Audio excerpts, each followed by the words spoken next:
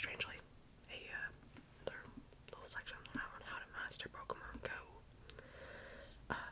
This was sold in 2025. I know a lot of people play Pokemon Go, but it's still weird to see it so heavily advertised. Feels like Pokemon Go mania was a while ago. I got the cover with Pikachu on it because, of course, he's the main mascot of Pokemon, so of course I had to get the Pikachu cover. But I believe there were also covers with Squirtle, Bulbasaur, and Charmander on them, but why not?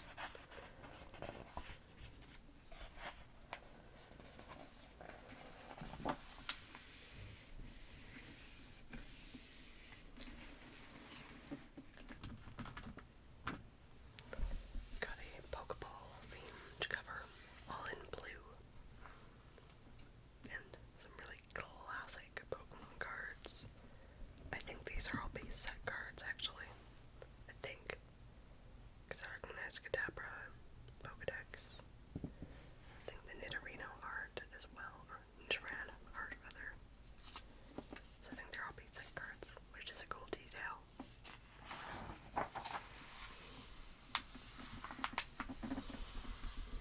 Pokemon the Movie, I Choose You, 2017, chronicles how Ash and Pikachu began their adventure. Okay, so it does show off all the covers, a lot of which I actually haven't seen. So I was correct in saying that there was a Pikachu, Squirtle, Charmander, and Bulbasaur cover. There was also variants of an Eevee, Gengar, Mew, Blastoise, Charizard, and Venusaur. Interesting choices. But, love Pikachu. Eevee would have been fun, but anyways. Got the contents. Pokemon is for everyone. The journey begins. The path to Pokemon. Satoshi Tajiri, the ultimate game freak. When we feared Pokemon. The origins of the word Pokemon. The game that shows the movies. Why we love Pikachu. Fitting. Monster business. Investing in trading cards. A legendary license. The best and most bizarre collaborations. And then a section on Pokemon Go Mania. A player's review. How Go took over the world. The nostalgia factor. Meet Go's mastermind. Paving the way for new games. Become a Pokemon Go master. Always evolving. Introducing Detective Pikachu. Bring them to life. The best of the best. Sleep and smile.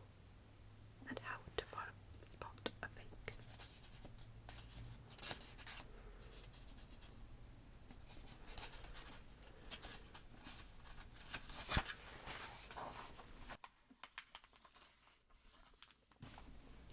Pokemon is for everyone. Whether you're a kid opening a pack of trading cards for the first time, or an adult who grew up on the original games, Pokemon gives you plenty of reasons to catch them all. By Courtney Ifsud and Triglia. Excuse my pronunciation. A Pokemon game comes with a few guarantees. You begin as a young trainer, leaving home to mate with a local authority figure ranging from a professor to a school administrator. That figure gives you a choice between 3 starter Pokemon, each one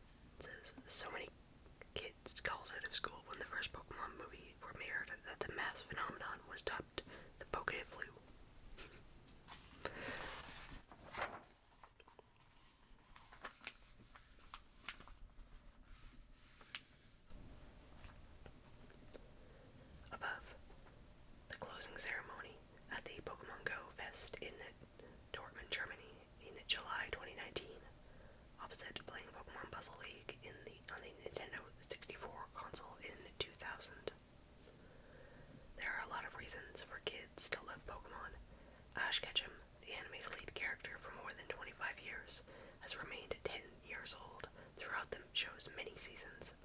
Whether you were 10 years old in 2000 or 10 years old in 2023, Ash and his friends are at an age where you can connect with.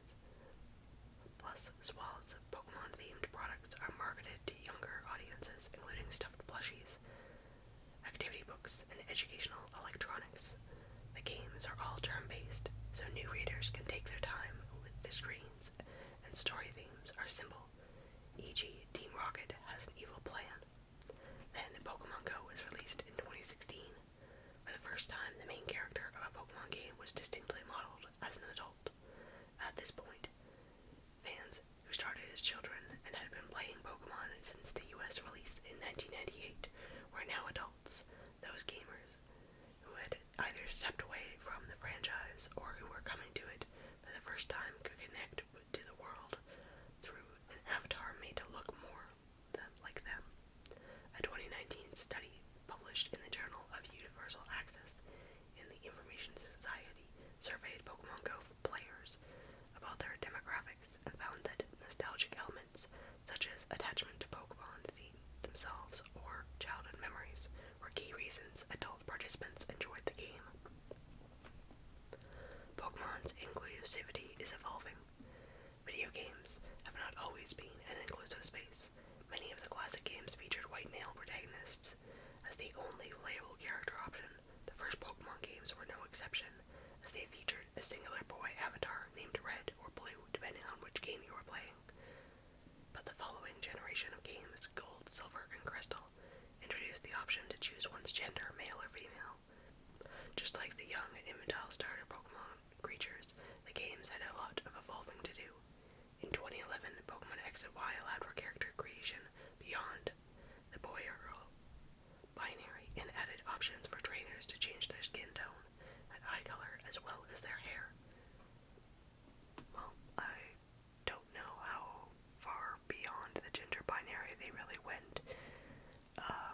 They were still rather binary genders, but okay, still are, but whatever. Anyways.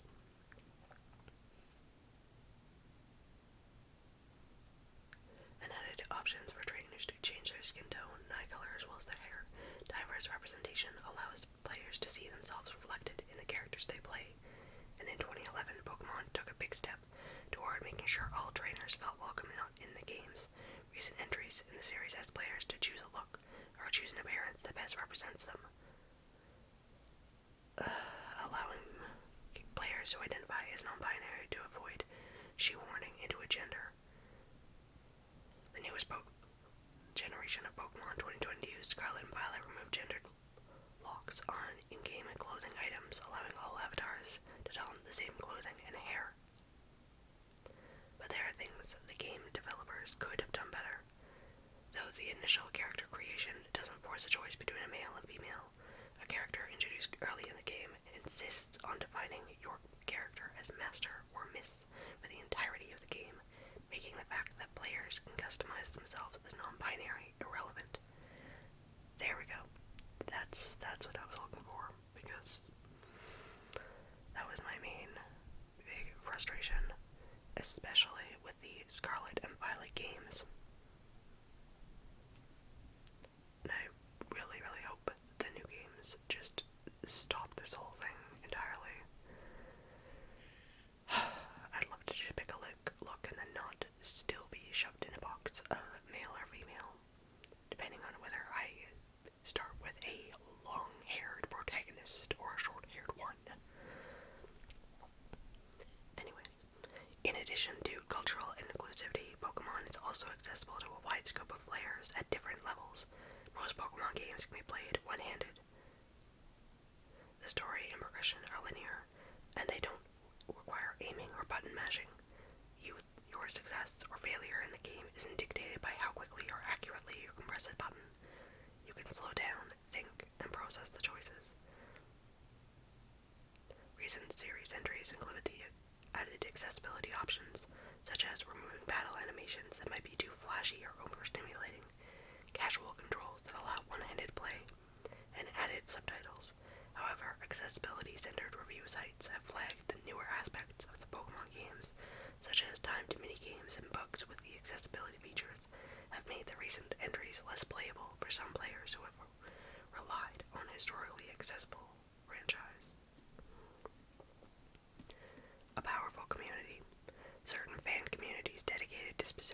games have been the topic of research for their social toxicity and cyberbullying, but with Pokemon, the community, online and in person, is based on collaboration and supportive competition. Game Freak, the company that created the Pokemon games, and the Pokemon Company organized promotional events, contests, and competitions that led to the creation of a website called Smokon University, a fan-made website community that connects a large number of Pokemon devotees outside official forums and events. With more than 450,000 members, Smokon is known as the most comprehensive and accurate online resource for competitive Pokemon battling. It provides its own tournaments where players can apply the competitive skills they learned through the website and its forums. The site is just one example of how Pokemon fans come together, creating their own experiences alongside official game releases. I picked up my first Pokemon game in 1998, Pokemon Red, on the Game Boy Color, and played every generation that followed. My brother is a trading card collector who can tell us which cards are super valuable and which are not worth selling. Even my parents couldn't resist the Pokeball. My mom has been playing for more than a decade, and she nudges my brother and me to trade our version-exclusive Pokemon with her so that she can complete her Pokedex. Well, when many adults found their way back into Pokemon with the release of Pokemon Go, I enjoyed the franchise coming back into the zeitgeist, as it's my nephew's favorite iteration of the games. Holiday family get-togethers often entail a brief struggle over which season of the anime to put into the background. I, of course, push for the Indigo League, which came out in 1998. Everyone knows I play Pokemon a little bit differently. My husband is a competitive player who bookmarks Pokemon on every device and is in the know about how to maximize every Pokemon's stats. I'm much more casual, enjoying each new game as an opportunity to revisit one of my favorite worlds. Maybe you started playing the games when I did, or maybe you're avid trading card hobbyist, or maybe you're completely new to the franchise and want to see what Pokemon is all about. No matter your level of engagement with the world, Pokemon has something for everyone.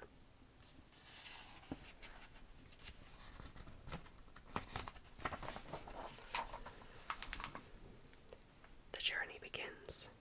The story of Pokemon's success involves passionate developers, savvy marketing moves, and a love for the namesake creatures. We have a classic shot of Ash and Pikachu, were the main characters of Pokemon anime for 25 years. Indeed they were.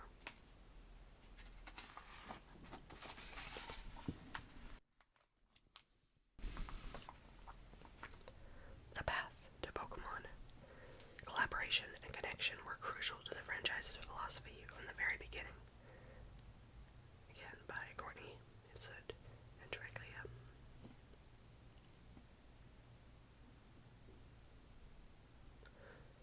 It was a particularly hot day in Topeka, Kansas on August 27th, 1998.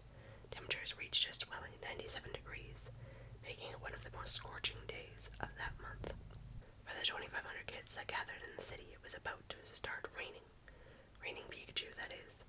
That afternoon, 700 stuffed Pikachu were dropped from the air along with 10 skydivers who landed and then raced away in yellow Pikachu-themed Volkswagen New Beetles, each painted yellow with two pointy ears fixed to the roof and lightning bolt tail on the back. The Poke-themed Bonanza was a month before the Pokemon anime's North American debut, and celebrated the arrival of the games, which were already widely popular in Japan. In the US, Pokemon Pretty Neat read the first front page of the Topeka Capital Journal, alongside a picture of a 7-year-old hugging a gigantic Pikachu plush. Nintendo chose Topeka because it was the center of the country. As part of the event, the city officially renamed itself to Pikachu for the day. The game they saw they sold continued the newspaper article noting the display of energy for nabbing the merchandise for a franchise that hadn't technically been introduced en masse yet.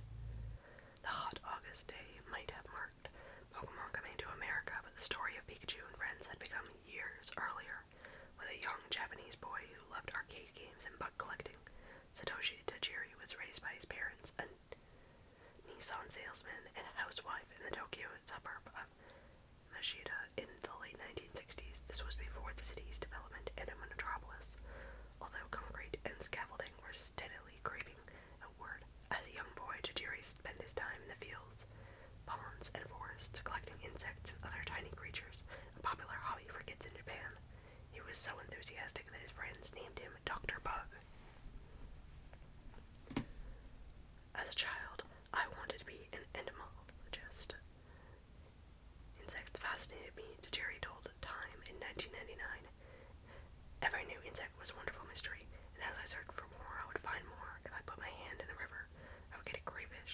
stick underwater and make a hole, look for bubbles, and there were more creatures. These critters provided inspiration for the bug-type Pokemon, a frequent presence in early Pokemon games, lurking in fields of tall grass and foreboding forests. Tajiri was able to preserve the world of his childhood in Pokemon. For instance, Poliwhirl has a belly decorated with a little swirl, which was inspired by Tajiri's memory of the transparent skin of a tadpole with coiled innards visible beneath it. Everything I did as a kid kind of rolled into one thing, said Tajiri. Pokemon. In the late 70s, rice fields gave way to apartment buildings, and ponds were paved over for shopping centers and train lines. A fish pond would become an arcade center, Tajiri reflected. He was getting older, too, and in those arcade centers he fueled his newer passion, video games. Raised on Space Invaders, the deeply influential fixed shooter game that debuted in 1978, Tajiri skipped going to college and instead studied electronics at a 2-year technical school. It was as sinful as shoplifting, he said, of skipping college. My parents cried that I had become a delinquent. According to Time, Tajiri was such a fan that one arcade gave him a Space Invaders machine to take home. Tajiri was a self-made creator, even as a teenager, and he funneled his passion for gaming technology and arcades into doujinshi, self-published in magazines, launching a series in 1981 called Game Freak. A phrase now splashes across the opening sequence of every Pokemon game. The magazine provided helpful strategies and game tips. Game Freak was embraced by gaming devotees as a resource for tricks to master any of the games found in an arcade. One of the Game Freak collaborators was Tajiri's friend Ken Sugimori, who would even eventually design all the Pokemon and oversee art direction for the movies and merchandising. Like Tajiri, Sugimori had a love of video games along with a childhood fascination with cartoons and animation, but writing about video games and industry wasn't enough for Tajiri. He wanted to make them. At the time, arcade games were minimally reinvented versions of games from a decade prior. Tajiri said, our conclusion was that there weren't too many good quality games, so let's make our own. During Game Freak's publishing days, Tajiri met Junichi Masuda, a programmer and a composer. Along with Sugimori, Masuda was on board with Tajiri's idea to transition the magazine into a video game company. They just had to figure out how to make games. Tajiri's background in electronics came in handy when he embarked on his game creation journey. He took apart a Famicom, a Nintendo Entertainment System that was the most popular game console in Japan, to see how it worked. The Famicom system was released in Japan, and video games in the home was starting to become a thing. Masuda told the monthly magazine Game Informer in 2018, we knew we couldn't create an arcade game, but if it was on the Famicom, we knew we might be able to do something ourselves. The newbie game creators got to work on a game called Quinty, which was later released in America as Mendel Palace, published by Bandai Namco. Then called Namco, the video game publisher told Tajiri that they only wanted to work with companies, not individual creators. When we first started making the game, we didn't really have any official development equipment, so we just sort of had to hack the Famicom and figure out how it worked so we could develop it ourselves without the official tools, Masuda said. During this time, Tajiri was in talks with Nintendo about making games, and the 1991 puzzle game, Yoshi. The relationship became official. Yoshi was a success, and Nintendo offered Game Freak a Super Famicom game called Mario and Wario, which was never released in the US. With a few games under their belt, Game Freak showed Nintendo their earliest ideas for Pokemon created on units that Nintendo let them borrow. With Pokemon, we were just kind of making it ourselves at first. And here we have Shigeru Miyamoto and Junichi Matsuda working alongside Satoshi Tajiri to create the Pokemon games. We did present a game concept to Nintendo.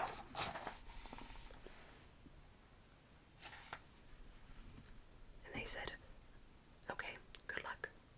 As long as you guys have money to keep working on it. Masuda said,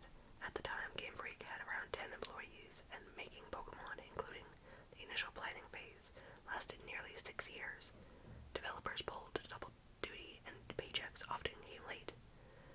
The only developers who ultimately stayed on the project were Tajiri Sugimori and Masuda. Although Tajiri learned to build video games on the in-home Famicom system, he wanted an entirely different system for Pokemon, a handheld one. It just so happened that Nintendo had a sizable, thick gray rectangle that was exactly what Tajiri yearned for, the Game Boy. Today, the mechanical behemoth looks archaic next to the slim, compact technologies at consumers' fingertips, and even in its heyday, handheld competitors outpaced the Game Boy. Atari Lynx and the Sega Game Gear were handheld systems that were overall more powerful than Nintendo's Game Boy. These systems were capable of better graphics and better sound, and they looked a lot sleeker, but the Game Boy had its comparably simple-looking games, had one serious edge over the competition: battery life. Despite being outmatched in power and graphics, the Game Boy crushed its competition thanks to its ability to, 1. Give players experiences they wanted, and 2. Give them those experiences for a long time, wrote pop culture writer Dan Dockery in his book Monster Kids: How Pokemon Taught a Generation to Catch Up to Them All. The user manual claims that depending on the game pack and temperature, the 4 AA batteries could power up to 15 hours of gaming. That's borderline eternal when you put it next to the Sega Game Gear, which lasted 3 to 5 hours with an army of 6 AA's before bidding players adieu. A Sega Game Gear died an ugly death on a not too long car ride, while a Game Boy laughed at its mortality. While the battery life was outstanding, Tajiri had its focus trained on one key feature that would become the backbone of early Pokemon games: a cable that could link 2 Game Boys together. The console's linking system allowed players to connect to each other's Game Boy through a cable that was plugged into a port on the console's side. Every Game Boy came with one of these cables, so players were guaranteed to have one lying around. Before Pokemon, the cable was used exclusively for players to link up and compete, most notably on games like Tetris. But Tajiri had an even more collaborative invention for the game. He envisioned players trading Pokemon back and forth, working together to complete their collections. The moment I saw the Game Boy, the link cable really captured my attention, but at the time, most games only used it for battling. I feel the word connection has a rather beautiful array of meanings to it, and I thought the link cable could be used to transfer all kinds of information like TV or radio. I had a feeling we could do something interesting with it, and that resulted in a system where you can trade the creatures you've raised, Tajiri explained in an interview published in an official Japanese Pokemon book called Pokédex. In Dragon Quest, there's a rare item called the Mad Cup, and Sugimori was talking about how he had 2 of them. I'd spent so many days trying to get a Mad Cup of my own, but I just couldn't get one. So I thought, well, since he has 2, why can't he just give me one? So our original idea for Pokemon wasn't we want to make an RPG role-playing game. Instead it was we want to trade. The fact that it's an RPG came later. With the console and concepts in place, and the ink dry on the deal with Nintendo, Game Freak was ready to make their game. But having never made a game of this scope, the Game Freak team hit some early bumps in the road that delayed development. We figured we could probably make a Game Boy game in about 6 months, but our goals for Pokemon just grew and grew, so we eventually realized it'd be difficult to develop that quickly. Of course, ultimately our 6-month plan didn't work out. He laughs. Tajiri said that in the July 2000 issue of Nintendo Online magazine, making games is kind of like making a plan to hitchhike from point A to point B. You make a rough version of the game and constantly want to double-check everything. And while you're constantly repeating a bunch of small experiments, half a year passes by. Without much initial financial investment by Nintendo, Tajiri and Game Freak essentially had to figure it out themselves. Thankfully, a legend in the making, Nintendo stepped in to aid them in their journey. By the middle of the 1990s, Shigeru Miyamoto had helped create some of the most successful games ever: Mario, Donkey Kong, and The Legend of Zelda. He He had worked for Nintendo since the mid-70s and had an ear of its president. Miyamoto vouched for Tajiri's idea, and with his support, Nintendo made a deal with Game Freak. Miyamoto also made the call that would alter the trajectory of the entire franchise. He suggested putting different Pokemon on different game cartridges, giving each one unique monsters exclusive to that version. If players wanted to complete their catalog of Pokemon, they'd have to trade with someone who had the other version. Shigeru Miyamoto was actually one of the first people who suggested doing two versions of the game, Masuda said. Even if we were to have that idea here at Game Freak, we would have assumed there was no way Nintendo would produce two versions of a game. They just wouldn't do that. Here it says, trading Pokemon via link cable was a crucial element of the original game design. Here, the in-game art illustrated such a transfer. Development for the original Pokemon games lasted 6 years, from the ideation to release. During that time, Game Freak worked on several other projects, including Pulseman, Mario and Wario, and Yoshi, in order to keep the lights on. Late in the Pokemon game's development, Masuda recalled in a 2018 interview with Polygon, a severe computer crash almost ended the entire project. We were working on the game on these Unix computer stations called Sunspark Station 1. We're developing, and there are these Unix boxes, and they crashed quite a bit. Back then, computers would crash fairly frequently. He said, somewhere midway through the development, maybe in the 4th year or so, we had a really bad crash that we didn't know how to recover the computer from. That had all the data from the game, all of the Pokemon, the main character, and everything. It really felt like, oh my god, if we can't recover this data, we're finished here. I just remember doing a lot of different research.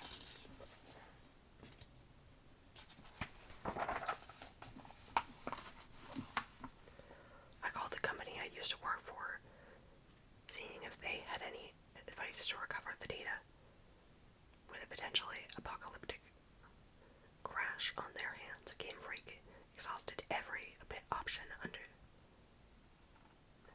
in order to find a solution. I would go on this internet service provider called NiftyServe.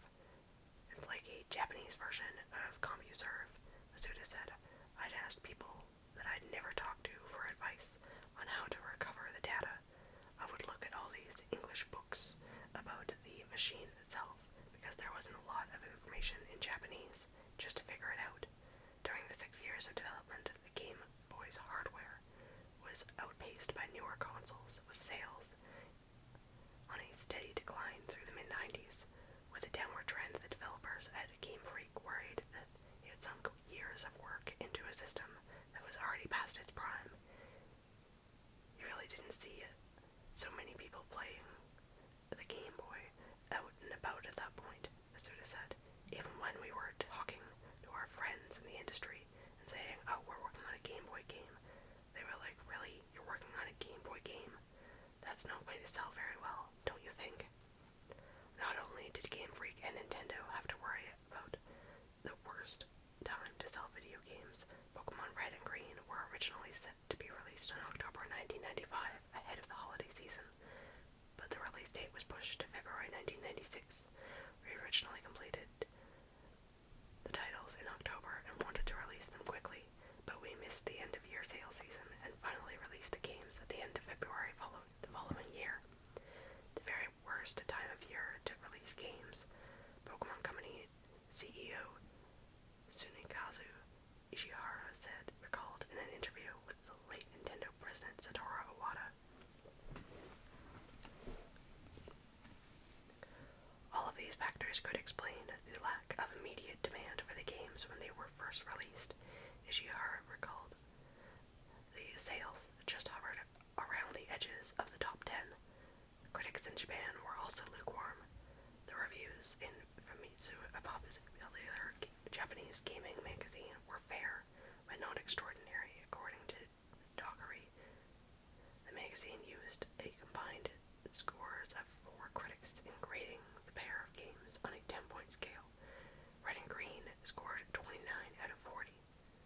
But word of mouth was powerful when it came to Pokemon, and the advent of the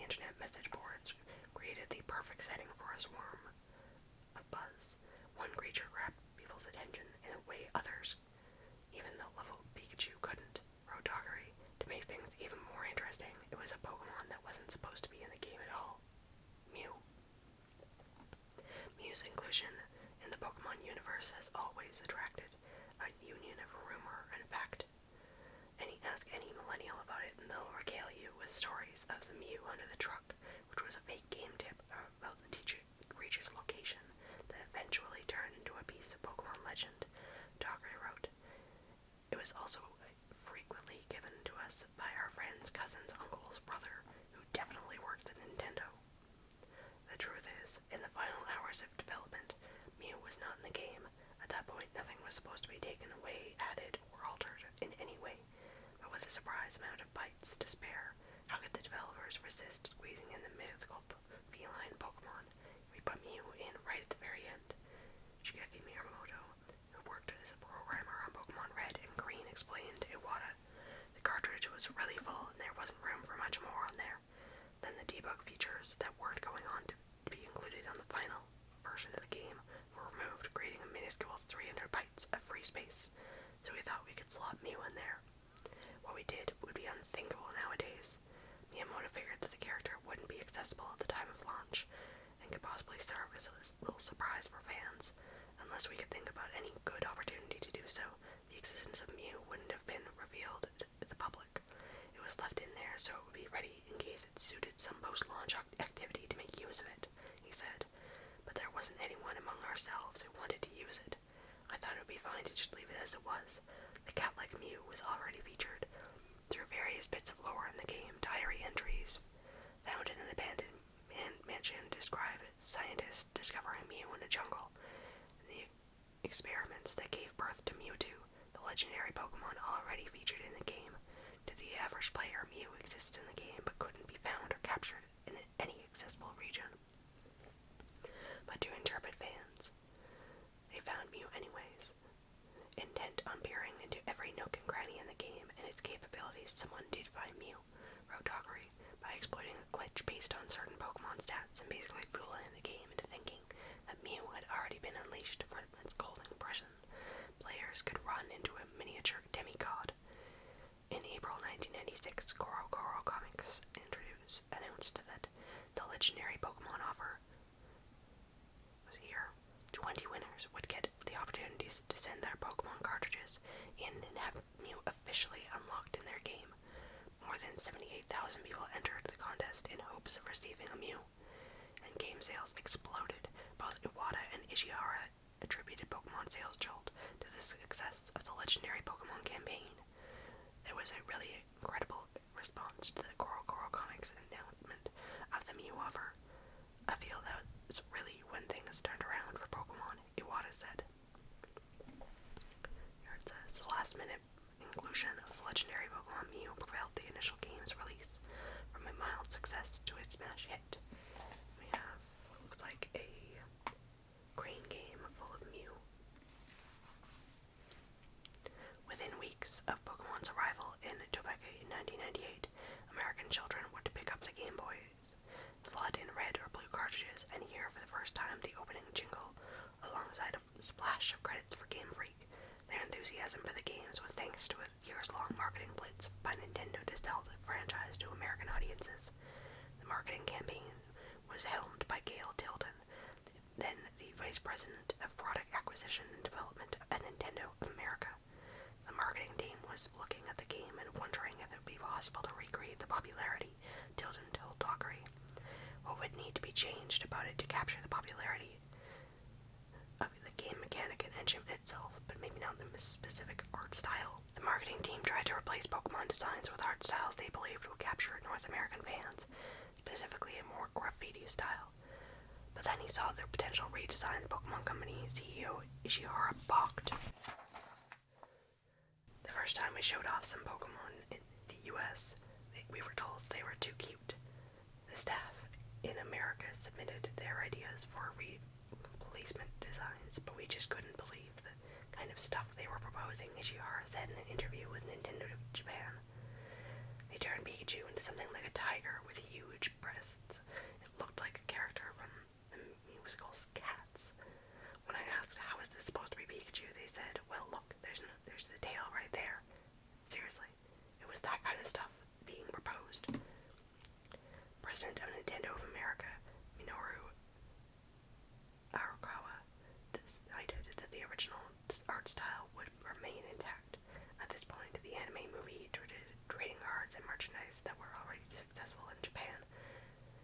original art style. More important than the art style was making the series culturally neutral, meaning that there was no matter who you were or where you played the games, you were connected with it immediately. To an extent, Pokemon already is Rodockery. Pokemon's core ideology of friendship, adventure, and collecting monsters resonates with anyone willing to accept it. Still, the Japanese games needed to be translated into English, and the Japanese Pokemon names needed appropriate English counterparts. Bianchis and Sarah Bush, then Sarah Osborne, were localizers who pitched ideas about what each of the 151 creatures should be called. We had gotten info from Game Freak that they'd tell us as the genesis of these creatures and what they meant and what they were inspired by, Geese told Dockery. The team worked to honor the origins of the monsters and often came down to literally smashing two words together, writing on the wall and trying to say it fast, and going, "Is that a word?" He said, "Articuno, Zapdos, Moltres." I remember those vividly because we were struggling with these legendary ones. And once I had it in my head, uno, dos, tres, I wrote it down on the paper and just put elements together and thought, oh my god, this might work. Not because it was creative, but because it meant that I had solved the problem and could now go home and have dinner. The games would be renamed to Pokemon Red version and Pokemon Blue version, giving the monsters found in the Japanese Red and Green respectively. The decision to change the name and color was thanks to Hiro Nakamura, an integral member of the US team for localizing the games.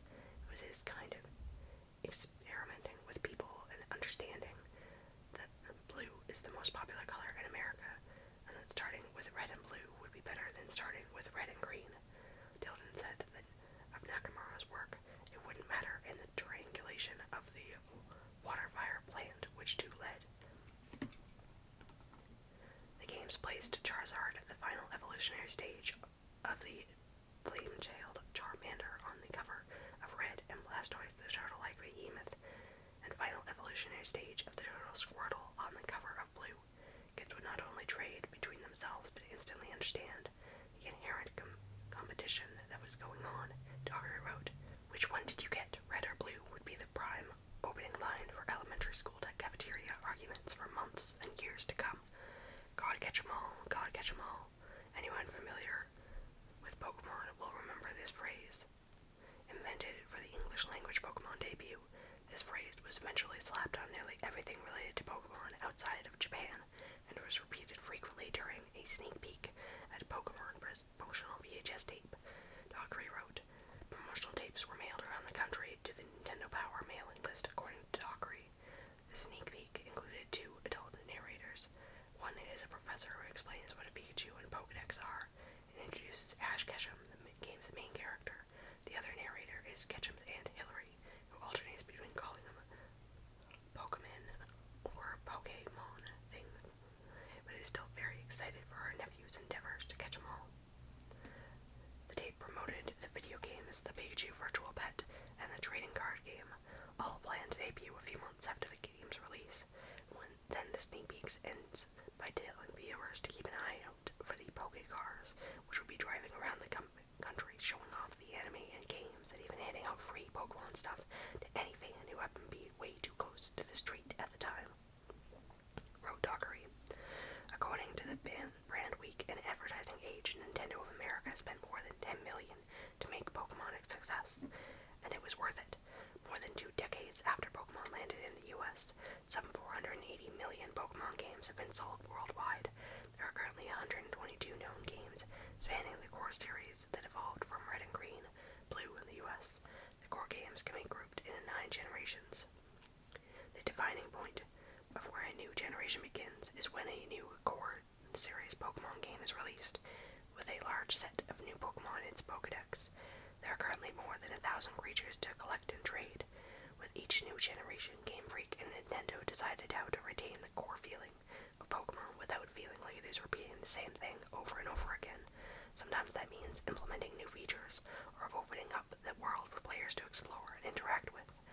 I think at the core of Pokemon are the Pokemon creatures themselves, Masuda said. really just put a lot of focus in making the Pokemon themselves behave within the context of the world in a believable way that makes them these appealing and desirable characters. As long as you have that, the players are going to want to go out and catch them. We have, with each new generation, Game Freak and Nintendo decide how to retain the core feeling of Pokemon without feeling like it is repeating the same thing over and over. And the Pokemon franchise is always evolving. In 2022, Pokemon Legends Arceus revealed an entirely new open world format, and for the first time, dangerous encounters.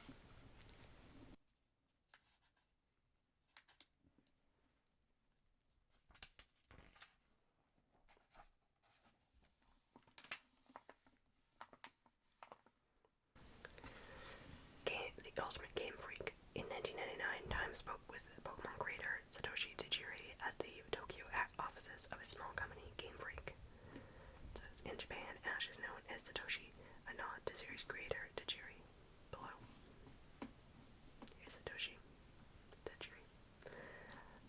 After first coming up with the idea for Pokemon in 1990, Satoshi Tajiri labored for nearly 6 years over the original game.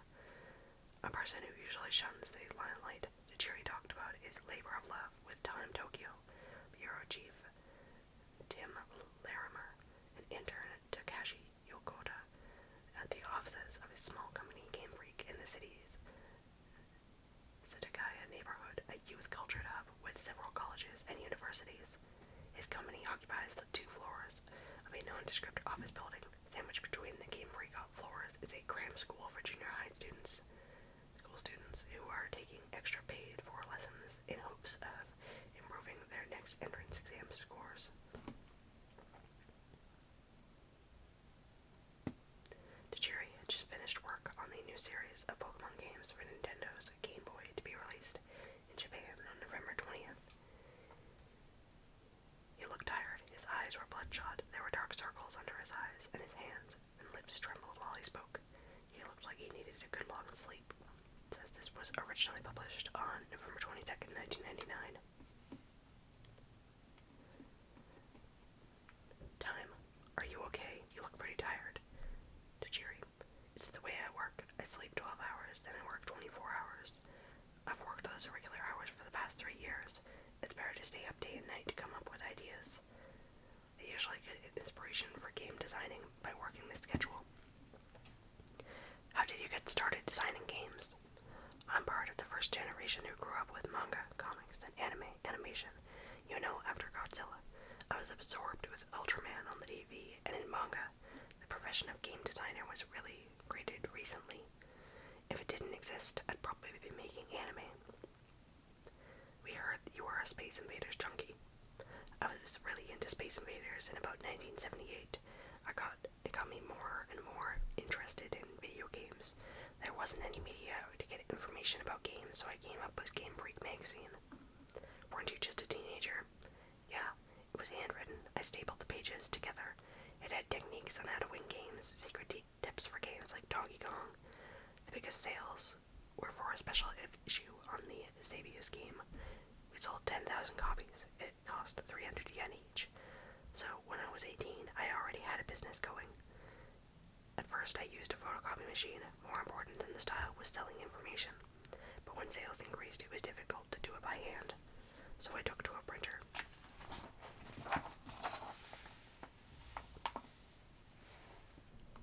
How did you move from publishing to designing games? Pretty soon, I had contributors, and we'd all get together and talk about games. The more I learned about games, the more frustrated I became that the games weren't very good. I could tell a good game from a bad game. My conclusion was, let's make our own games. What we like as a kid. The place where I grew up in Mashida, a western Tokyo suburb, was still rural back then. There were rice paddies, rivers, forests. It was full of nature. Then development started taking place, and as it grew, all the insects were driven away. I was really interested in collecting insects. Later, Tajiri's father tells us that the other kids used to call Satoshi Dr. Bug as a child. Every year, they would cut down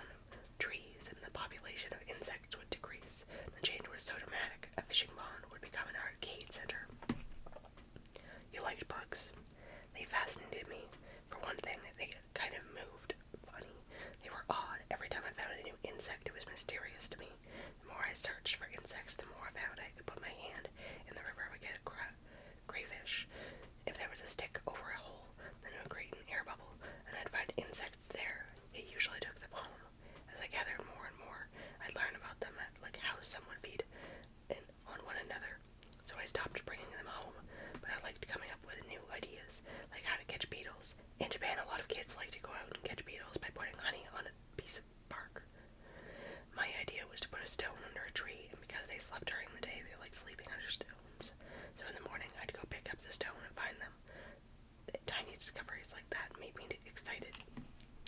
Did you have friends who collected insects? Usually all the kids did it the same way with the honey. None of my friends would do what I did, and I got more insects than anyone. So you were collecting Pokemon a long time ago. Do you make the insects fight against one another either? No, but sometimes they would eat each other. Did you get the idea for Pokemon from these insects? Yes, places to catch insects are rare because of urbanization. Kids will play inside their homes now, and a lot had forgotten about catching insects. So would I. When I was making games, something clicked, and I decided to make a game with that concept. Everything I did as a kid kind of rolled into one. That's what Pokemon is. Playing video games, watching TV, Ultraman with its capital monsters, they all became ingredients for the game. Why did it take so long to finish the game? Well, the first game I did all by myself. That was before Pokemon. I didn't rely on other companies or programmers. I just started taking apart Nintendo systems to see how it worked. When I was 16, I won a contest. Sega was sponsoring for a game idea. It took me 2 years to learn the programming and a year to make my first game, called Winty. How did you get hooked up with Nintendo? I saw a Game Boy when it was first released. The idea for Pokemon clicked in my mind. The basic idea for Pokemon seemed a good fit for Game Boy. Why did Game Boy seem right for Pokemon? The communication aspect of Game Boy. It was a profound image to me. It has a communication cable in Tetris. Its first game, the cable transmitted information about moving blocks. That cable really got me interested. I thought of actual living organisms moving back and forth across the cable. Wasn't the cable being used for players to compete with each other? In Pokemon, players are sharing too, aren't they? Yeah, everyone was using it to compete. The idea I had was for information to go back and forth. It wasn't about competition. Even before Game Boy, there was a communication capability at game arcades, like two race car drivers sitting next to each other to compete. That's all anyone was doing, using it to compete. But you're not competing. Games aren't all that much fun, are they? I liked competition too, but I wanted to design a game that involved interactive communication. Remember, there was no internet then. The concept of the communication cable is really Japanese, one-on-one. It's like karate. Two players compete. They bow to each other. It's the Japanese concept of respect. Like the ritualistic elements of sumo. Yeah, a more casual form of sumo. Over the internet, communication can be directed to anyone in that world, and it's anonymous. But with a communication cable, it's one-on-one, and the players pick who they want to play against. It doesn't really get aggressive. It's an intricate style of communication, almost subtle. How does that translate to the US? It's interesting because in Japan, everybody goes for Pikachu. In the US, the characters Ash, Satoshi in Japan, and Pikachu are grouped together. American kids seem to like that. In America, there are more products sold with Ash and Pikachu together, not just Pikachu alone. I think Americans actually understand the concept of Pokemon better than the Japanese. The Japanese focus on Pikachu. What I think is important is the human aspect. You need Ash. Pikachu is a sort of marginal in the game, but it's now the best known character. How did that happen? When they did the anime, they wanted a specific character to focus on. Pikachu was relatively popular compared with the others, and then potentially both boys and girls would like it. They heard a lot of opinions about this. It wasn't my idea. Do you think the TV show now dictates how people play the game? At first, I was a little concerned. It depends on how people are introduced to Pokemon. If they start with the TV show, or with the cards, or the video game, they approach it differently.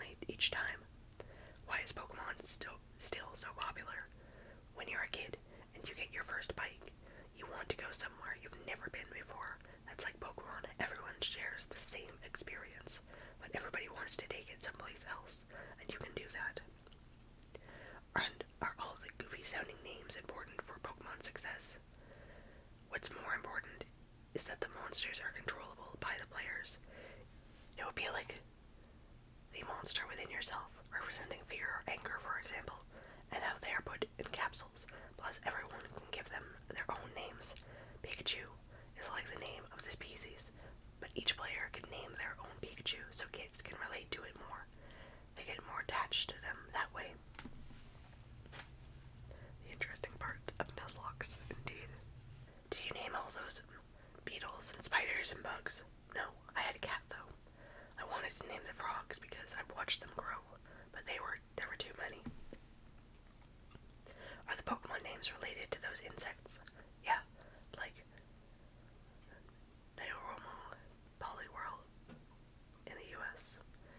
It looks like a tadpole. There's little whorls on it because I remembered that when you pick up a tadpole, you can see its intestines because it's transparent. Do the names mean anything, or are they just gibberish? They all have meaning, like Nyarth. It's from a Japanese proverb about a cat with money on its head that doesn't know it's there. It's about understanding the value of money. I don't think they have that concept in the US, so the name is different. And Pikachu, Pika is the sound Japanese say an electric spark makes, and Chu is the sound a mouse makes. So Pikachu is like an electric mouse. How do you know if one of them is with you or against you? Think of it like this. If a horse runs over you and you die, then the horse is bad. But if you're riding the horse is your ally. So if you have a monster in your collection, then it's considered good. But if not, it's not considered bad. It could be your friend one day. What's the story with Mew? Some kind of a secret character? Yes, that was done on purpose. Mew was not originally included in the game for people to acquire.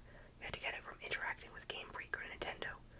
There were 150 characters, and Mew was number 151. You can't ever get a Mew without trading for it. It created a myth about the game that there's an invisible character out there. Someone gives me Mew, then I give Mew to you, and then you pass it on. Introducing a new character like that created a long of rumors and myths about the game. It kept the interest alive. Or it says, there isn't much time for kids to relax, so I thought of games that could help kids fill in those 5 or 10 minute gaps. Here, it says, the main human guy is named Satoshi. That's your name. Is he your alter ego? Basically, he's me when I was a child. His main rival is named Shigeru. That's the first name of Miyamoto, the famous game designer at Nintendo, who did Donkey Kong and Super Mario Bros. Did you consider him your rival? No, I really look up to Miyamoto-san. In the TV series, Shigeru is Satoshi's master. In that game, they are rivals. Shigeru is always a little bit ahead of Satoshi. Does Satoshi ever catch up with Shigeru? No, never. Have you caught up with Miyamoto-san? I think very highly of him. I'd memorized each piece of advice he gave.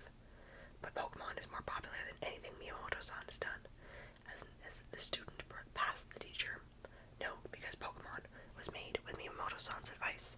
Since I was a teenager playing Donkey Kong, he's always been my role model. He's a mentor for my heart. Did the Nintendo people expect Pokemon to be such a big hit? Not at first. They didn't expect much from the game. Game Boy's popularity was declining. Just then, I finished the game and took it to Nintendo. I felt like a baseball player who slides into second base even though you know you're going to be out. But then it turns out you were safe. You really thought Nintendo would have rejected? Always. I was told they couldn't really understand the concept of the game. It seems like role-playing games are more popular in Japan than the US. Why? Well, one reason is that back when we had our arcade games only, they cost 100 yen for one game. I think in the US it was always much cheaper at 25 cents. So 20 years ago we thought it was very expensive, but then role-playing games were introduced in Japan. It was revolutionary because once you bought the software, no matter how many times you played it, it was free. A lot of people blame violence in video games for violent things young people do. Do you feel guilty about that? In Japan, violence in games is pretty much self-regulated. In the 1980s, there was a game called Bullfighter where a matador would stab the bull and red blood squirted out. The day after it released, they changed the blood to green. There's more violence in games in the US in things like Mortal Kombat,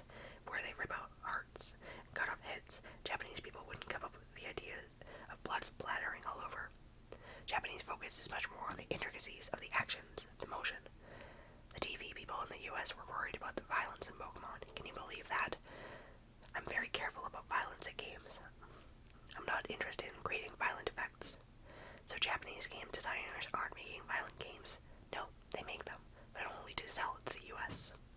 Still, American kids like Pokemon even without the blood.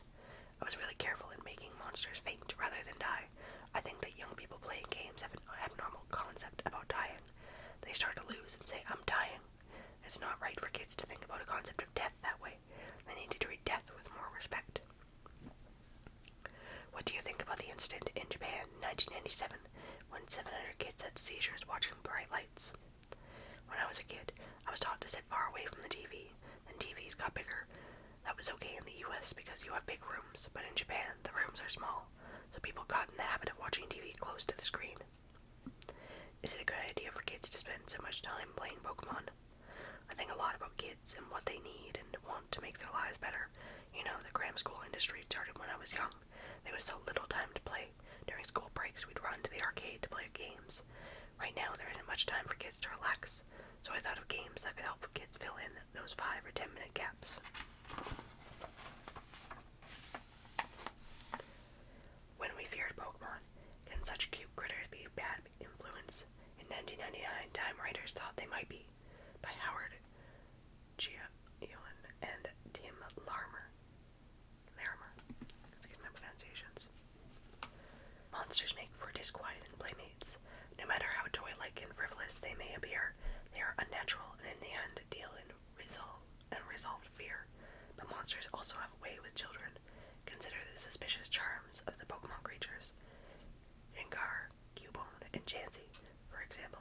The first is a ghostly purple ball with a devilishly cute smile, horns to match, and a crocodile spine. The second is a sort of bear cub with a skull over its head, or is the whole thing actually its head? The third is vaguely dinosauric pink-ish cloud. They're equally bizarre compatriots range in height from a foot, that would be Pidgey, to 28 feet, that's Nonix, and in weight from 2 pounds, Diglett, to 1,914 pounds, Snorlax. Their fighting skills are as feral as ramming, that's Rhydon, as yucky as a tongue wrap, like a tongue, or as childish as a tantrum, Primeape. There are more than 150 Pokemon species, and that's almost any child of 12 or younger wired to a child's propensity for order can recite a substantial lineup, complete with arcane attributes, an individual monster's ability to evolve into higher forms. Welcome to the new Mesozoic. The checkout line forms to the far right. Parents have had to suffer through the games, the TV series, and the shopping trips. Can take some comfort in the fact that the Pokemon demographic is the same one that has abandoned Teenage Mutant Ninja Turtles and Power Rangers. What may be harder to survive is the relentless Pokemania, a multimedia and interactive barrage like no other before it, with children mesmerized into cataloging a menagerie of multiplicative monsters. With trading cards linked to games, linked to deep television shows, linked to toys, linked to websites, linked to candy, linked back to where you started. A pestilential Ponzi scheme. Smelling profits, America's conglomerates have poked up to cash in. Hasbro paid $325 million to market the toys. The WB network swept up exclusive rights to the top-rated animated TV series. Warner released the Pokemon movie, which saw thousands of children calling in sick from school with the Pokemon flu when it opened. Warner ran out of the trading cards it was giving away to ticket buyers. Meanwhile, Burger Kings in California and Texas had toy shortages of their Pokemon giveaways, leaving scores of children in tears. The 4 to 12-year-old set can exhibit the most trolling fanaticism about Pokemon. Children have written hate emails to movie critics who have banned the film. After a screening and being mesmerized by Pokemon battle after Pokemon battle, an excited little boy told his father, "That movie makes me want to fight. Not words parents want to hear." The Pokemon trading card craze is at the center of much of the controversy. Colm Bignaya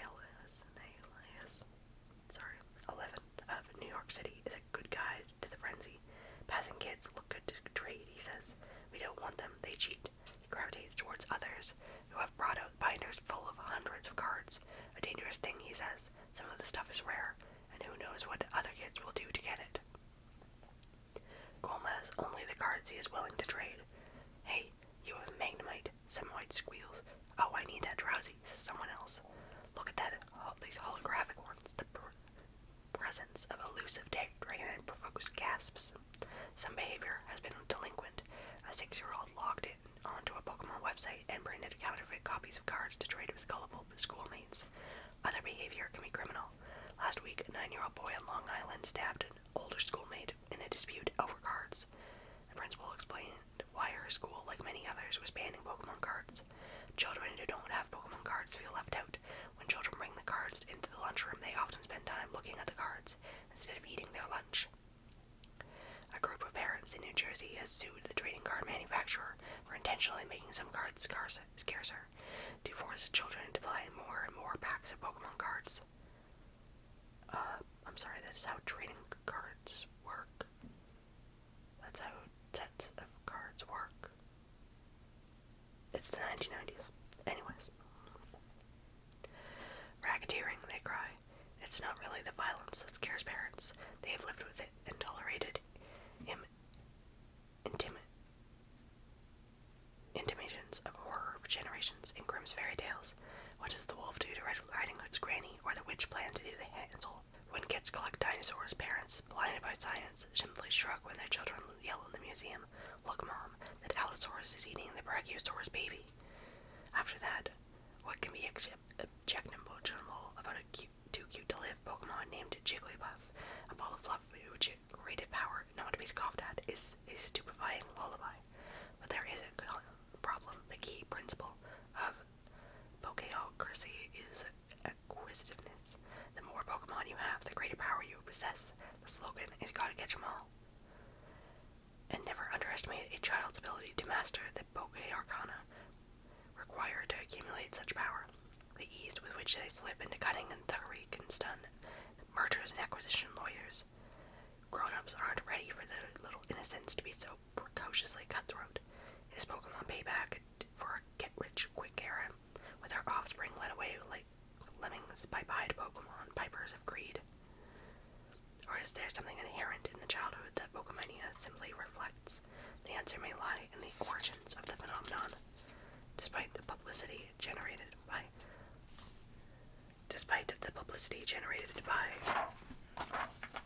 the trading cards, the heart of Pokemon is a handheld game. Start by picking up the palm-sized Nintendo Game Boy, invert the proper cartridge, and switch it on. Soon, a creature with a lightning bolt tail bounces through an animated sequence, pops a cute grin, and yelps to Pikachu.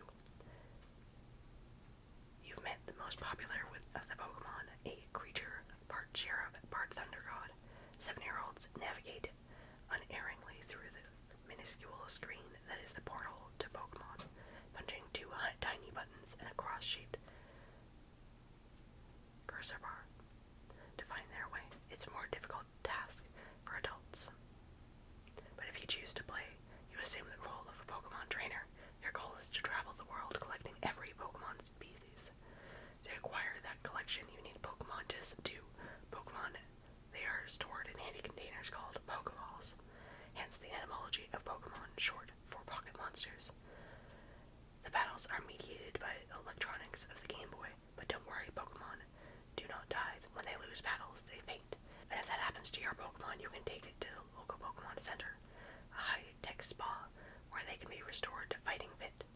There are 151 Pokemon scattered among the 3 existing versions of the game: Pokemon Red, Pokemon Blue, and Pokemon Yellow.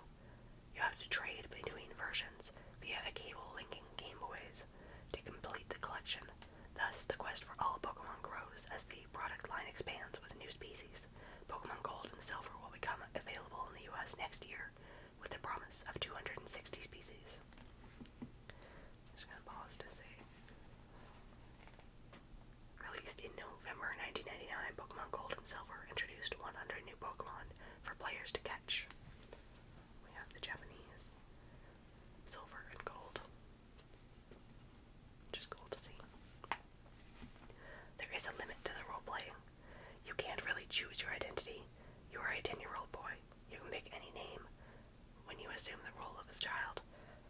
selection is volunteered.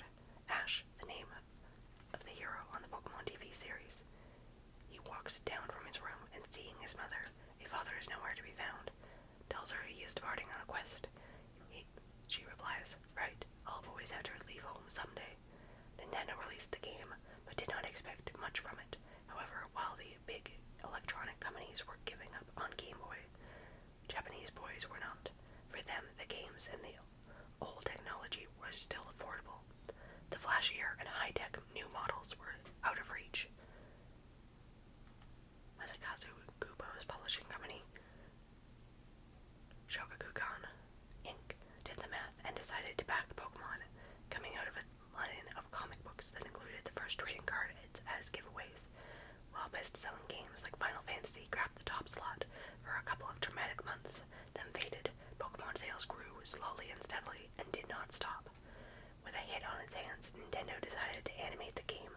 The show, produced in an anime style, quickly became the top-rated children's TV series in Japan, appealing to both girls and boys. Then came an unpleasant surprise.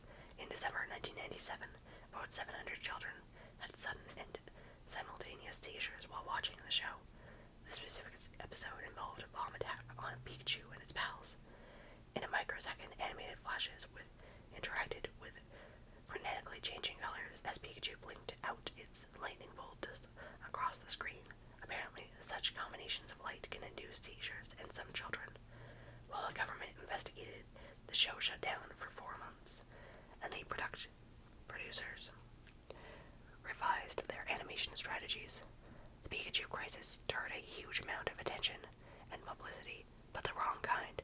At the time, Satoshi Tajiri's Game Freak and Kubo's publishing company were negotiating with skeptical executives at Nintendo of America about introducing Pokemon to the U.S.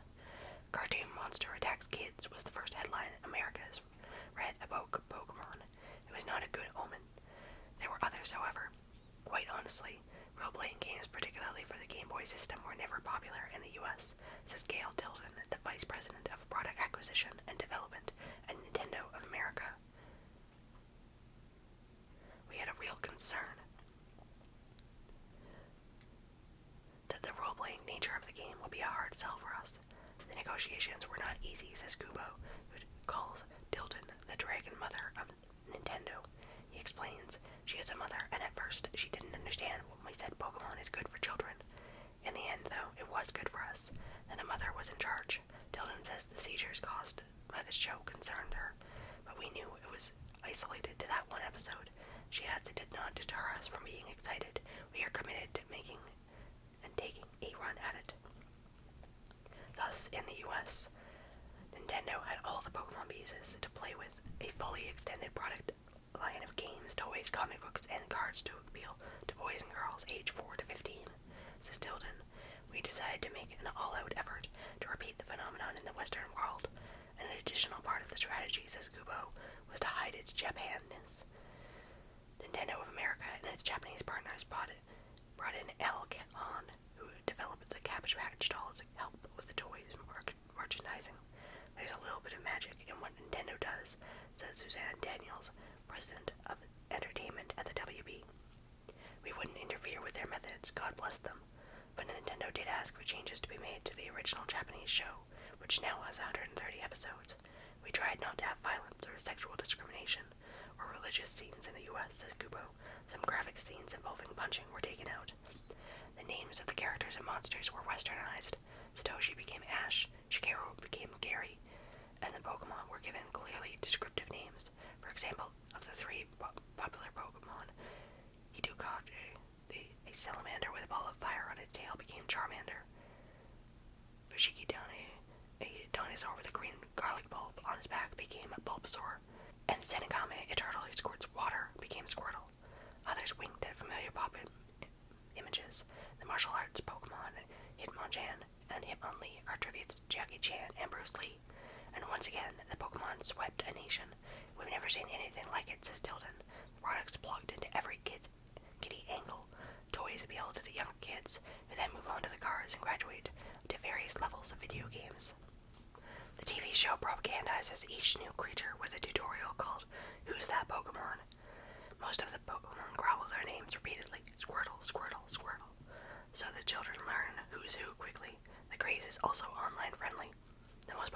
website for kids 12 years and younger is currently Pokemon.com. It's all Pokemon all the time, at least until the next craze, yet collecting Pokemon and pitting them against one another is not a new kind of quest. Simply tweaked with technology. In Asia, fathers and grandfathers still tell of growing up in the midst of World War II, of nights not knowing what to do with yourself except to sneak into the tall grass of the countryside to catch crickets and take them home, cupped in your hand to raise in the dark of matchboxes, training the insects to fight with the crickets of the other boys who had been on the same nocturnal hunt.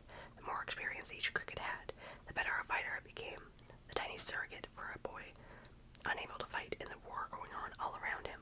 Pokemon is that kind of game, except that there are many kinds of crickets, and all are potentially friendly monsters with fabulous powers, and nobody dies. With reporting by Lisa McLaughlin, New York, and Sachiko Sakamaki, and Hiroko Toshiro, Tokyo. Here it says, the more Pokemon you have, the greater power you possess, and never underestimate a child's ability to master the Poke Arcana to accumulate such power.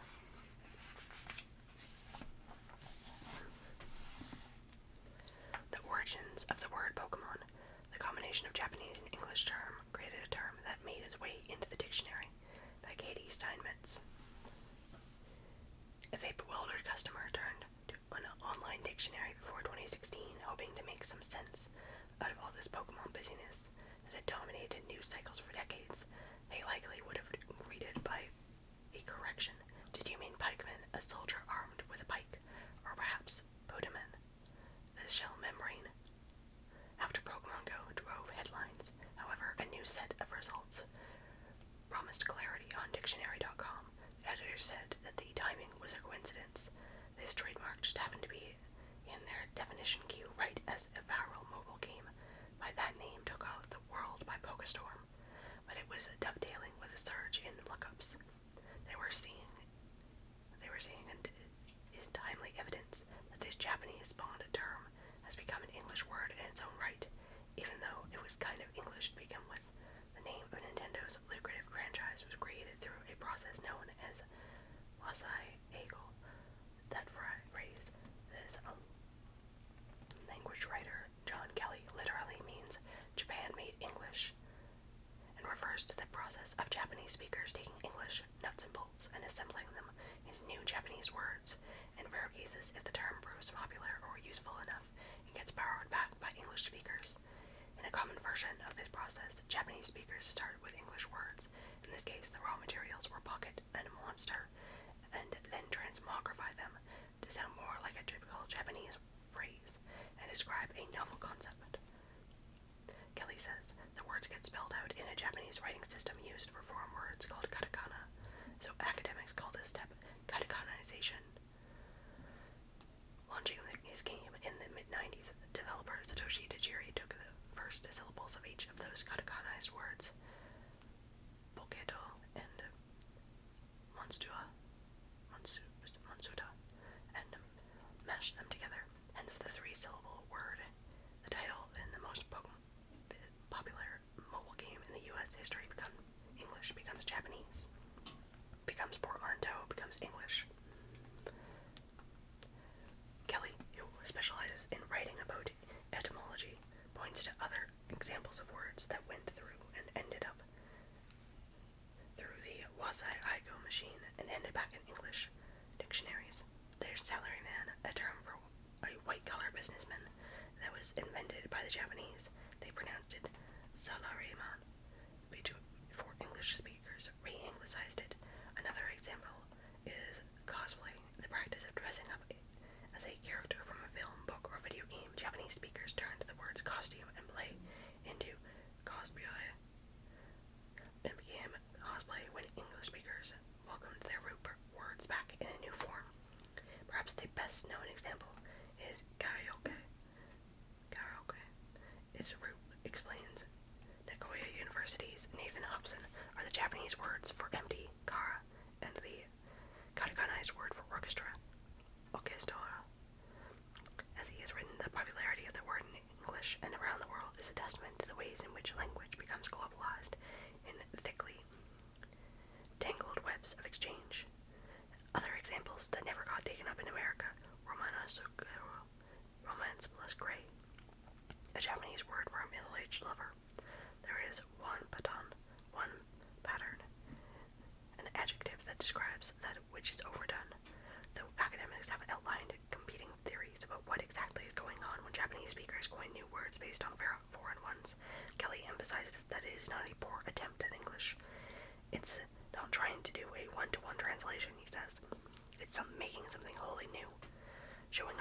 dictionary is an absolute testament for whether a foreign-derived word is part of standard English, though it's evidence you would use to make a case if you were, say, playing high-level Scrabble.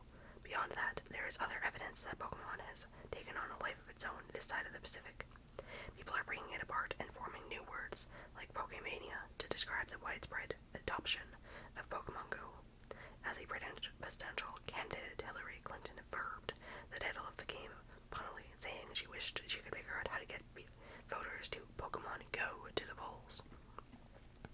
And while in Japanese, Pokemon would be a singular and plural form, English speakers are describing pet monsters as Pokemons, the way they say and write emojis, which itself comes from the Japanese words for picture, and character, moji.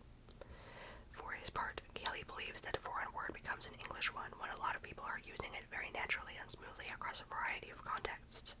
This uptake often happens more quickly when the word fills a specific role, giving people a term that describes something no other string of letters can. And whether you're obsessed with them or desperately tired of hearing about those pet monsters go by no other name, is like karaoke on steroids. Hobson says Pokemon, two English words catagonized, chopped in half, glued together, and then shipped back over to take over the world. The game, the shows, the movies. Few franchises publish quite as often as Pokemon. This year-by-year roadmap directs the many entries by Courtney Mifsud and Reglium. So, start 1996. The originals, Pocket Monsters, Red and Green, the first ever Pokemon games, the primary games of Generation 1 released in Japan for the Game Boy, Pocket Monsters Blue released in Japan, Pokemon trading card game TCG released. 1997, the anime, Pokemon Adventures manga released in Japan, Pocket Monsters original series, the first Japanese anime series, first aired in Japan with that release of the first episode of the first season, Pokemon I Choose You. 1998, coming to America, first ever Pokemon Center Tokyo, open in Tokyo. Pokemon the first movie, Mewtwo Strikes Back, released in Japan. First English dub anime season, Pokemon Indigo League, released in North America. Pokemon Red and Blue, released in North America. Hey You Pikachu, a spin-off game, released in Japan for the Nintendo 64. That was 1998. 1999, Gold and Silver. Pokemon Snap, a spin-off photography game, released in Japan. Gold and Silver, released in Japan for Game Boy Color. Pokemon the first movie launched in the US. Pokemon the movie 2000, The Power of One, released in Japan. Pokemon Stadium, known in Japan as Pokemon Stadium 2, a spin-off battle game released in Japan. We have 2000. Stadium Showdown, Pokemon 3, the movie. Spell of the Unknown, released in Japan. Pokemon The Johto Journeys, released in the US. Pokemon Crystal, the final main game for Game Boy Color, released in Japan. Pokemon Stadium 2, released in Japan. 2001, starring Celebi.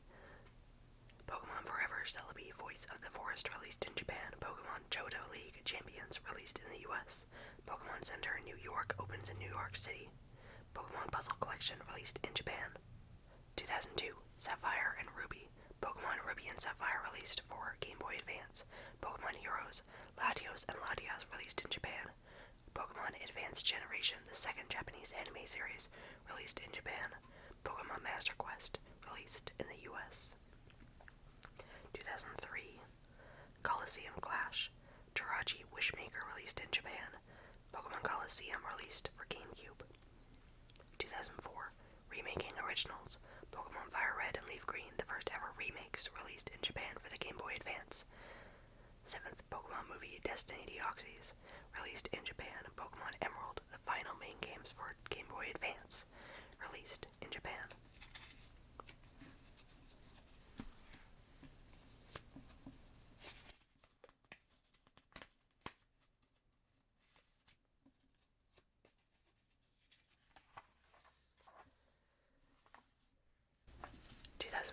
Spin-off Mystery, Lucario and the Mystery of Mew, released in Japan. Pokemon Mystery Dungeon Blue Rescue Team, Mystery Dungeon series released in Japan for the Nintendo DS and Game Boy Advance, respectively. Pokemon Advanced Battle was released in the US. 2006. Diamond Frontier. Pokemon Diamond and Pearl released in Japan for the Nintendo DS. Pokemon the series Diamond and Pearl premieres in Japan. Pokemon Battle Revolution, a spin-off game released in Japan for the Wii. Pokemon Battle Frontier released in the US. 2007. A Decade of Anime. The Rise of Darkrai movie in the Diamond and Pearl trilogy released in Japan. Pokemon Mystery Dungeon Explorers of Time and Explorers of Darkness, a spin-off game released in Japan for the Nintendo DS. 10th anniversary of the Pokemon anime. 2008. Ready to Rumble. Platinum Upper Edition of Pokemon Diamond and Pearl 2006 released in Japan for the Nintendo DS. Giratina, and the Sky Warrior second movie in the Diamond and Pearl trilogy released in Japan. Pokemon Rumble, a spin-off game released for the Wii. Pokemon Diamond and Pearl Battle Dimension released in the US. 2009. Arceus arrives. Pokemon Heart Gold and Soul Silver released. Remakes of the Pokemon Gold and Silver in 1999 for Game Boy Color released in Japan for the Nintendo DS. Arceus and the Jewel of Life third movie in the Diamond Pearl trilogy released in Japan. Pokepark Wii. Pikachu's Adventure, a spin-off game released in Japan for the Wii. Then in 2010, Black and White Zoroark Master of Illusions released in Japan. Pokemon Black and White released for the Nintendo DS system. Pokemon the series Black and White premieres. 2011, Pokedex releases. Pokemon the movie Black, Victini and Reshiram, and White, Victini and Zekrom, the first dual Pokemon movies. First released in Japan. Pokepark 2, Wonders Beyond released in Japan for the Wii. Pokedex 3D released for the 3DS. 2012. Sequel time. Pokemon Black 2 and White 2, sequels to the Pokemon Black and White 2010. First ever sequel games and final main games for the Nintendo DS released. Pokemon Conquest, a spin-off game released in Japan for Nintendo DS. Kyurem vs. the Sword of Justice released in Japan. Pokemon Mystery Dungeon Gates to Infinity, a spin-off game released in Japan for the Nintendo 3DS. 2013. Banking Pokemon. Pokemon X and Pokemon Y released worldwide for Nintendo 3DS. Pokemon the series XY 2013 to 2016 premieres. Genesect and the Legend Awakened released in Japan. Pokemon Bank released for Nintendo 3DS. 2014. Alpha and Omega, Pokemon Omega Ruby and Alpha Sapphire remakes of Pokemon Ruby and Sapphire 2002 for the Game Boy Advance, released worldwide for Nintendo 3DS on the 12th anniversary of Pokemon Ruby and Sapphire. 17th Pokemon movie, Diancie and the Cocoon of Destruction released in Japan.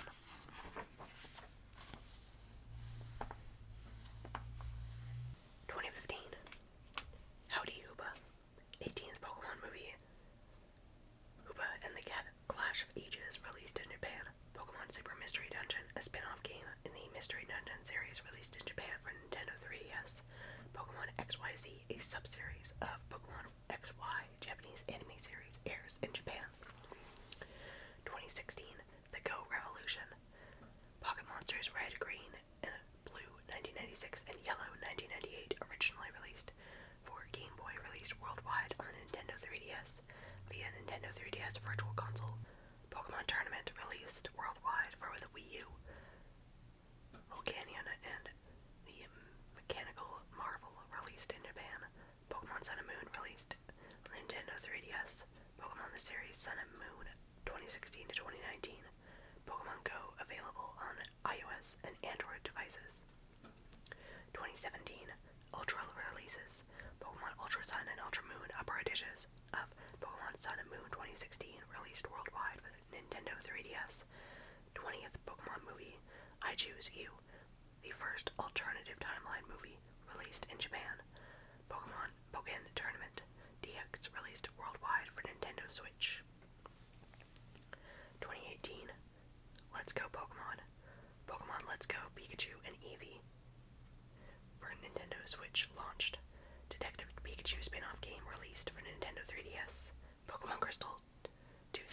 originally released for Game Boy Color, re-released worldwide for Nintendo 3DS. 2019, Solving Poke Crimes. Detective Pikachu premieres in Japan with international release the following week. Pokemon Sword and Pokemon Shield released for the Nintendo Switch. Pokemon Journeys, the series, premieres. Mewtwo Strikes Back, Evolution remake of the first Pokemon movie and the first CGI released in Japan. Pokemon Masters, called Pokemon Masters EX since August 2020, mobile spin-off game released. 2020. A new look, the Isle of Armor and the Crown Tundra Sword and Shield DLCs, downloadable content released for Nintendo Switch. Pokemon Home released. Mewtwo Strikes Back Evolution, the 22nd Pokemon movie released worldwide on Netflix. Secrets of the Jungle released in Japan. Pokemon Cafe Mix, a spin-off mobile game released worldwide. 2021. Remake releases. New Pokemon Snap, a spin-off game released worldwide for Nintendo Switch. Pokemon Unite, a spin-off mobile game released for Nintendo Switch. Pokemon Brilliant Diamond and Shining Pearl remakes of Pokemon Diamond and Pearl released for Nintendo Switch. Netflix release of Pokemon Master Journeys, the series, in the US. 2022, Scarlet and Violet. Pokemon Legends Arceus, or Arceus, prequel to Pokemon Diamond and Pearl released worldwide for Nintendo Switch. Pocket Monsters Aim to be a Pokemon Master anime airs in Japan. Pokemon Scarlet and Violet released worldwide for Nintendo Switch. 2023, Paldean Stories. The Teal Mask and the Indigo Disc released as DLCs for Scarlet and Violet. Pokemon Horizons, the series, released. Detective Pikachu Returns released. Pokemon Paldean Wins airs on Pokemon's YouTube channel. Pocket Monsters Liko and Royal Departure air in Japan. Pokemon Concierge premieres on Netflix. Now we got 2024, and I think that is, as far as this magazine goes, is 2024.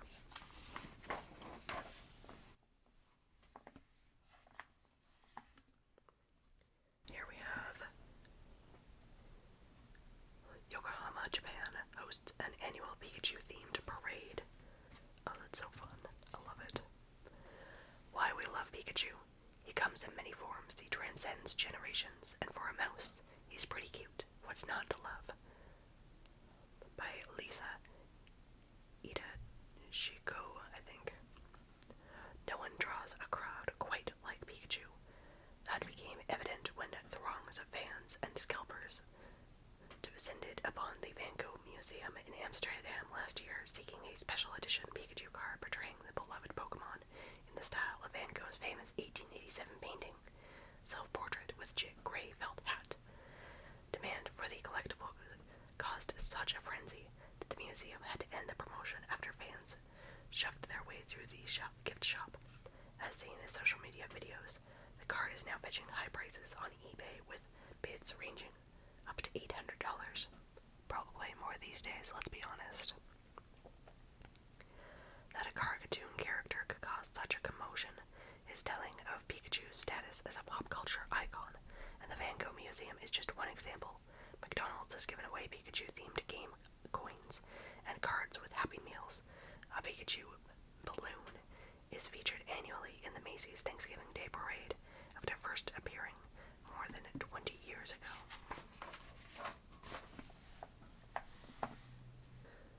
The character clearly holds a special place in our hearts, even 25 years after the Electric Mouse made its debut on American television.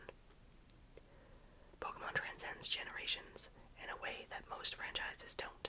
If you were a child in the late 1990s, there was a good chance you collected Pokemon cards, watched the show, or played the popular Game Boy games. Maybe you did all three. Parents probably remember buying those cards and waiting in line when the first Pokemon movie hit theaters. And today, adults still dress up as Pikachu for Halloween and clamor to catch the endearing yet powerful electric creature in Pokemon games. The franchise encompasses more than 1,000 creatures and encourages players to catch them all. So why are we all so drawn to Pikachu? The easy answer is that the creature is adorable in all ways. A children's cartoon character should be. Pikachu, with its puffy crimson cheeks and lightning bolt tail, is universally adored.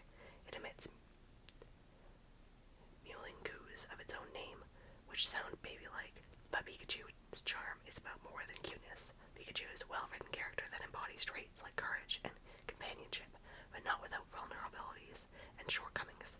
It's a lovable TV persona, but also a strong teammate, an asset in the games, which makes it unlike any other Pokemon character. Pikachu is a toy you can buy and trade and collect, says Jinyang Li, an assistant professor of modern culture and media at Brown University. But it's not just a thing, it's a companion, it's a friend. Pikachu was designed to bring more balance to the Pokemon universe. Pokemon were initially made to be tough-looking since the battling is the main focus of the Pokemon games. Ken Sugimori, who oversaw the character designs for the first two Pokemon games, a Japanese game developer, Game Freak, said in an interview published on the Pokemon website in 2018. Sugimori thought the world of Pokemon could use some cute characters to encourage other aspects of the game beyond battling, so he brought on illustrator Atsuko Nishida to help, to bolster the concept that you don't just battle Pokemon, but collect and trade them as well. We had to make trading Pokemon more interesting, Sugimori said at the interview. Koji Nishino, who was responsible for creating area maps and managing appearance rates of Pokemon in the first two games, kept pushing the rate of Pikachu to be even cuter during the design process. Nishino was so fond of Pikachu, he made it hard to find in the games by hiding it in the Meridian forest, a maze-like wooded area players encounter in the beginning of Pokemon Red and Blue. In truth, I just love Pikachu so much, I didn't want players to find it easily, he said in the interview. Pikachu's color could also be part of why it's so lovable. Northrop Davis, author of the book of manga and anime Go to Hollywood, and a professor at the University of South Carolina School of Visual Art and Design, points out that yellow is a popular color in children's characters, from Winnie the Pooh to Big Bird to SpongeBob.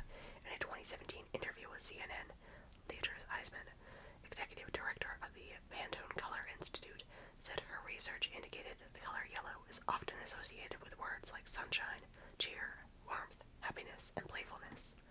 There's a softness to Pikachu, says Susan Napier, a professor of rhetoric and Japanese at Tufts University, who specializes in the history and theory of Japanese animation.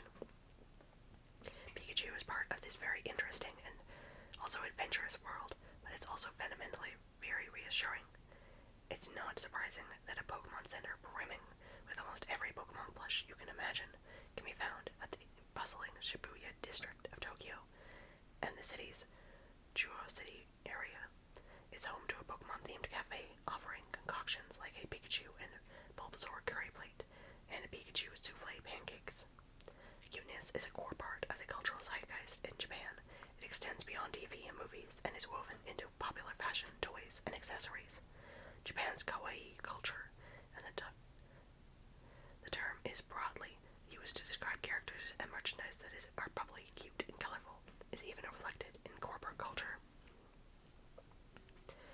And no place embodies kawaii culture like Tokyo's famous Takashita Street, located in shopping and fashion mecca of Harajuku. On this narrow strip, you'll find boutiques flaunting funky offbeat garb in their windows, snack stands selling rainbow-colored sweets, and souvenir shops with oversized stuffed animals. Long before Pikachu arrived, the Hello Kitty craze kicked off in the 1970s and boomed in the 90s, setting a precedent for Pikachu and other cute characters to become cultural icons. Pikachu is way more accessible than Hello Kitty because Kitty comes across as a pretty female, whereas Pikachu is a kind of gender-free, says Napier. The Pokedex, a database featured in the show and the games that stores information on every Pokemon, indicates that there are both male and female versions of Pikachu, but barring certain exceptions, like an episode of the TV show in Season 21 where when Ash and his gang stumble upon a gaggle of female Pikachus with stylish bangs and rounded tails. Pikachu's cute look and flashy battle moves and low appearance rate in the early games had already made it popular among Pokemon fans. The character's starring role as Ash Ketchum's sidekick in the animated series, which debuted in Japan in 1997, made it the face of the franchise. Given the video game's success, some fans might wonder why Pikachu Pikachu was selected to be Ash's main companion, rather than Charmander, Squirtle, or Bulbasaur, the three options players have to choose from in the beginning of Pokemon Red and Pokemon Blue, the signature games of the franchise. Series director Kunihiko Yuyama didn't want to highlight one starter Pokemon over the others by giving it a more prominent role in the show. Sugimori said in the 2018 Pokemon interview, making Charmander the star of the series could have potentially alienated kids who picked Squirtle as their own partner in the game, for example. Ash, given his determination to catch them all and become the very best Pokemon trainer, would quickly come to train all three starters, but Pikachu was his closest ally. Here we have the color yellow is often associated with words like sunshine, cheer, warmth, happiness, and playfulness, and inspired by Vincent van Gogh's self-portrait with a gray felt hat. Naoya Kimura's Pika-themed version was on display at the Van Gogh Museum until January 2024.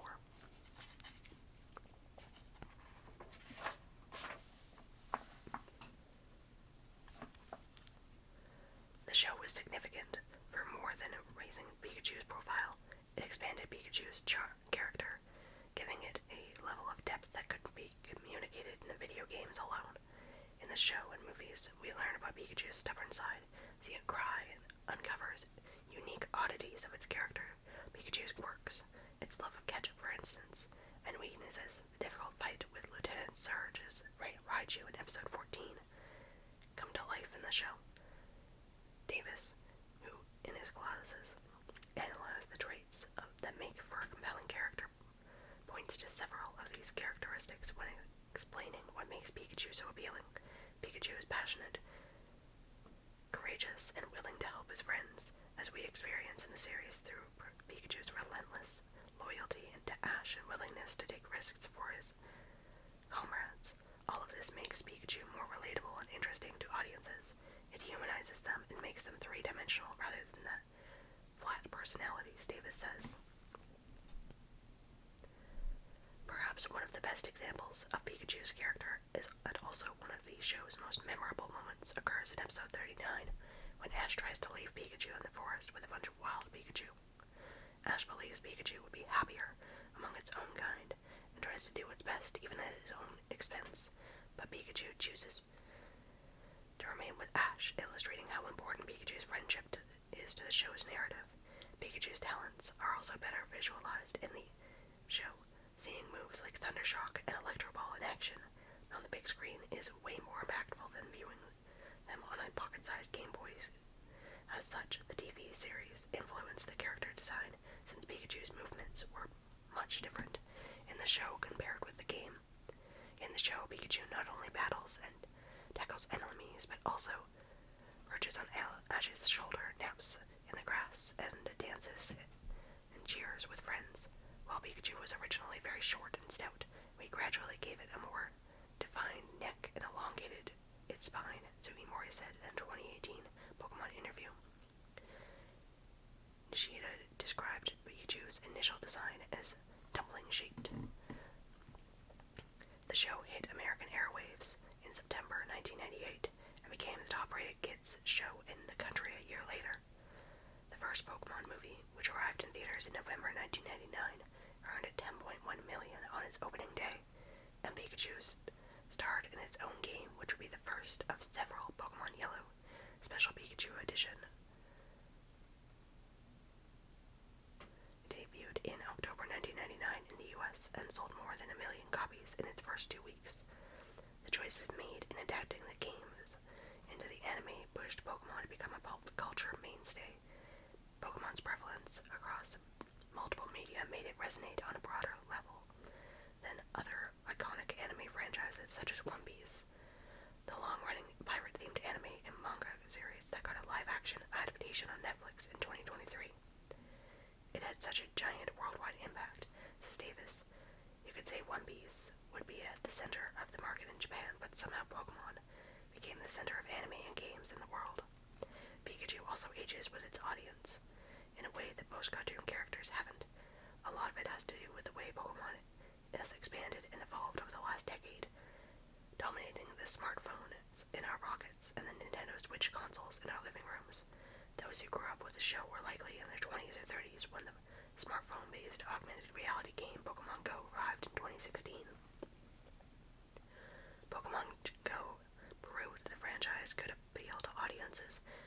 video game lovers and children.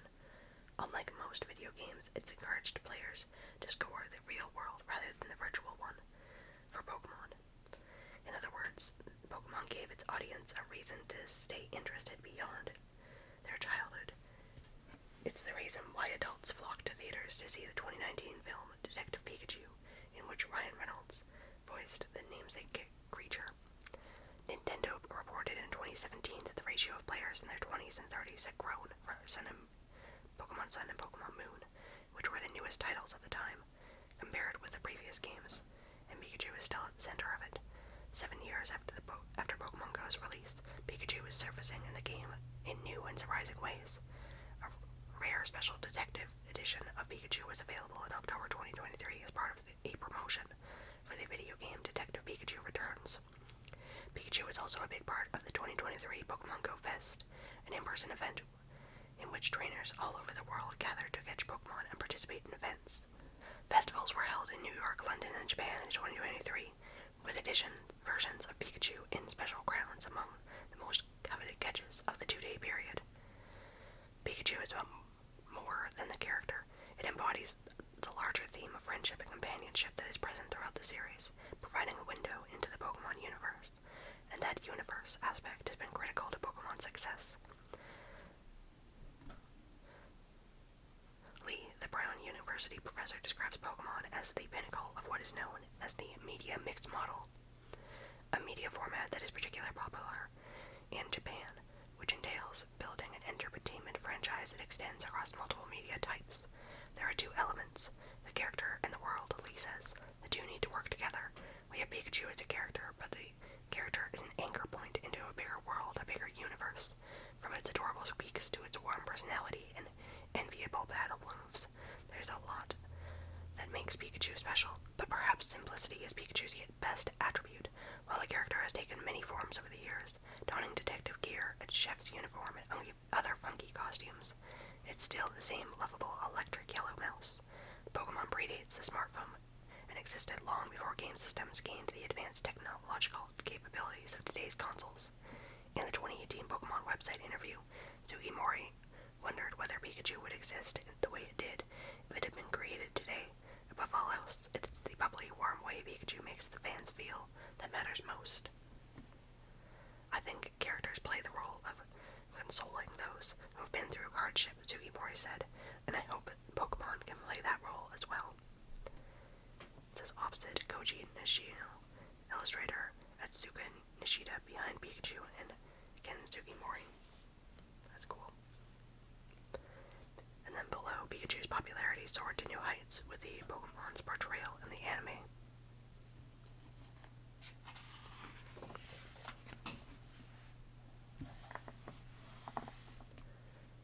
2.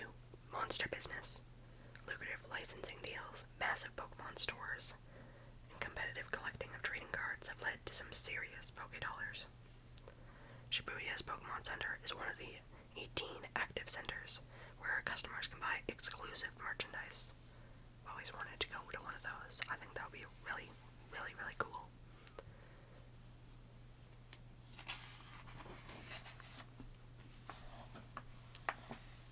Investing in trading cards. Buying and selling Pokemon cards can be a risky business, but some have made serious dough.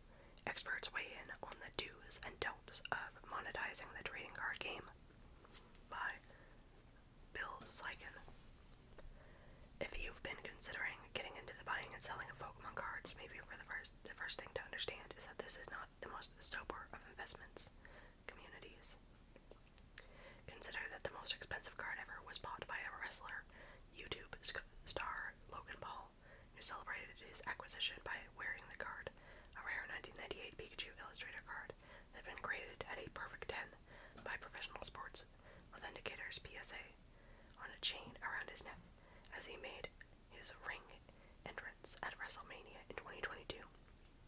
He had bought the card for $5.275 million, $4 million in cash plus trading in a grade 9 version of the same card valued at $1.275 million. In short, especially at its top end, the Pokemon card market can be a little wild. It has a measured and sophisticated side as well. Go to a website like tcgfish.com reports tracking sales figures over a period of years and by grade level, along with a host of other data. Yes, Charizard 1999 base set number 4 has a total market cap, and it's 22.4 million. It's all quite dizzying, so let's step back for a minute and set the scene from the beginning. This market springs from the release of the Pokemon trading card game, which debuted in Japan in 1996, and in the United States 2 years later. The cards were designed for play, but also like baseball cards decades before them to catch the interest of collectors. There were a lot of cards out there. US versions of the game has nearly 100 card sets issued, with a total for individual cards creeping up to 10,000. I apologize if you can hear all the birds chirping outside. It is a bit loud, but hopefully it just adds to the Pokemon creature atmosphere or something. Anyways, let's go back to it. The buying and selling of Pokemon trading cards gained a new intensity during the pandemic when people are at home, rediscovering their collections, and also hungry for something to do. Look at the sale histories for cards over the past 5 years, and most of them follow the same pattern: a massive spike in late 2020 followed by a steep fall, eventually finding a level that is still higher than the pre-pandemic price. Considering how much there is for a collector to keep track of, it's easy to understand why Pokemon trading card expert Scott Pratt says the person most likely to do well in it as an investor is a true fan. It's something you have to genuinely enjoy, he says. If you don't, you're always going to be the one step behind the market. When a card or category shifts in value, you won't understand why. Pratt, who hosts a popular YouTube show under the name SM Pratt or Smart Pratt, also runs an eBay site with 16,000 card sales. His most expensive listing is a 4 million Pikachu graded PSA 9 that he bought 12 years ago at an undisclosed price.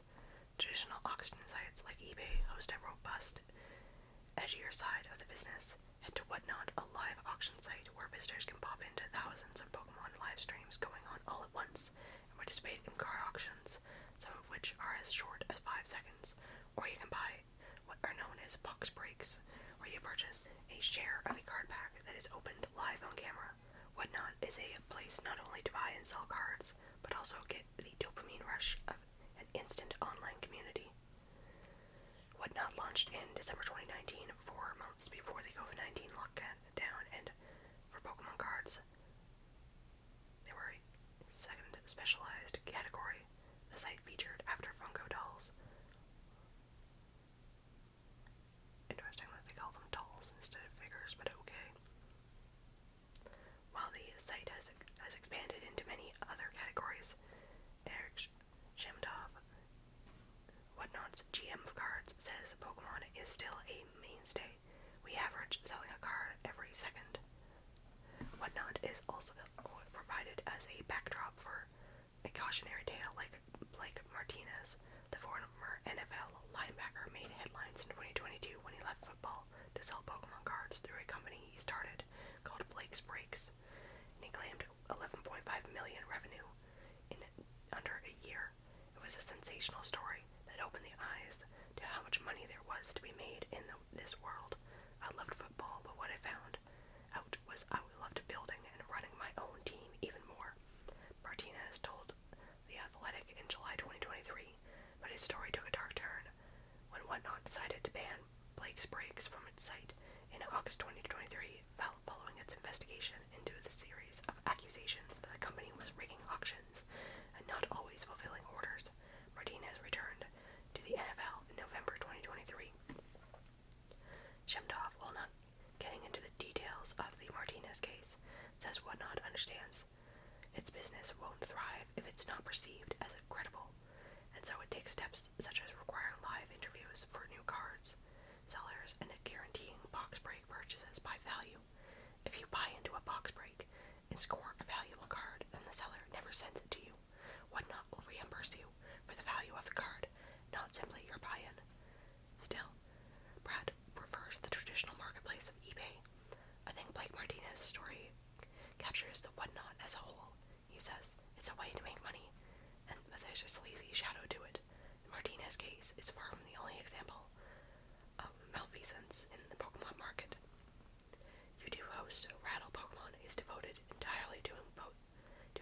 scammers. He has a multi-part series on Martinez, and the mere fact that he has more than 2,400 videos about shady sellers is daunting. The most high-profile Pokemon scam involved our old friend Logan Paul. He bought a sealed case of unopened cards that turned out to be fake. The boxes were marked Pokemon on the outside, actually full of packs of G.I. Joe cards. A silver lining for Paul, his YouTube video, I lost 3,500,000 on fake Pokemon cards, has 7.5 million views. Between the potential for scammers and volatility of card prices, Brad offers his advice for someone getting into the market. Don't spend what you're not willing to lose. That said, and taking all the warning into account, there are people who make card investing work for them. Here's some tactical advice on how to approach it from Ryan Majeski, author of the Pokemon Cards, the unofficial ultimate collector's guide. His first piece of counsel is this: sealed packs are the blue chip purchase for a long-term investor. By far the most profitable and lucrative way to invest in Pokemon cards is to collect sealed products.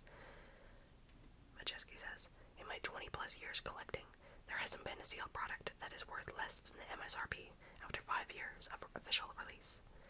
Conversely, buying sealed packs is not a smart approach if your real interest is specific cards or characters. If you're trying to invest in individual cards, do not buy sealed products in the hopes of getting valuable cards, he says. Pull the trigger on cards shortly after they are released within the first year or so and hold on them over time. Among individual cards, he says, the surest investments are the most popular characters: Pikachu, Charizard, and also Eevee. Everyone loves Eevee because it is cute and it evolves into many evolutions of different types: water, fire, lightning, etc. Brad offers the advice that the older rare mints are the best. He also says don't dive headfirst into the super popular things right away. Give it time. As far as where to make your deals, Majeski says eBay will get the best prices for sellers, and TCGplayer.com is where to go to move a lot of cards at the same time.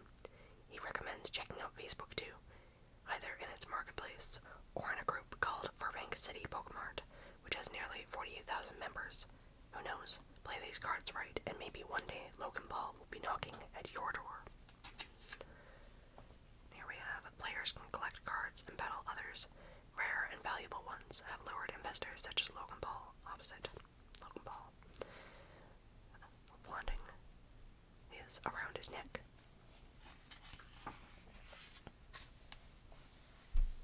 A legendary license. Through licensing and tie-ins, Pokemon has become the most valuable franchise in the world by Ava Erickson. Pokemon is the highest-grossing media franchise of all time, surpassing everything from Hello Kitty to Star Wars to Mickey Mouse and Friends. According to Statistica, its estimated all-time revenue sits around $100 billion. Revenue for the Marvel Cinematic Universe sits at $35.3 billion. Here we have Pokemon's collaboration with the contemporary streetwear brand Puma is one of the many far-reaching licensing partnerships. The Pokemon IP, intellectual property, is owned by 3 companies: Nintendo, Game Freak, and Creatures, creating the Pokemon Company, which manages all Pokemon property, including marketing, licensing, and brand management in Japan and worldwide, through the Pokemon Company International.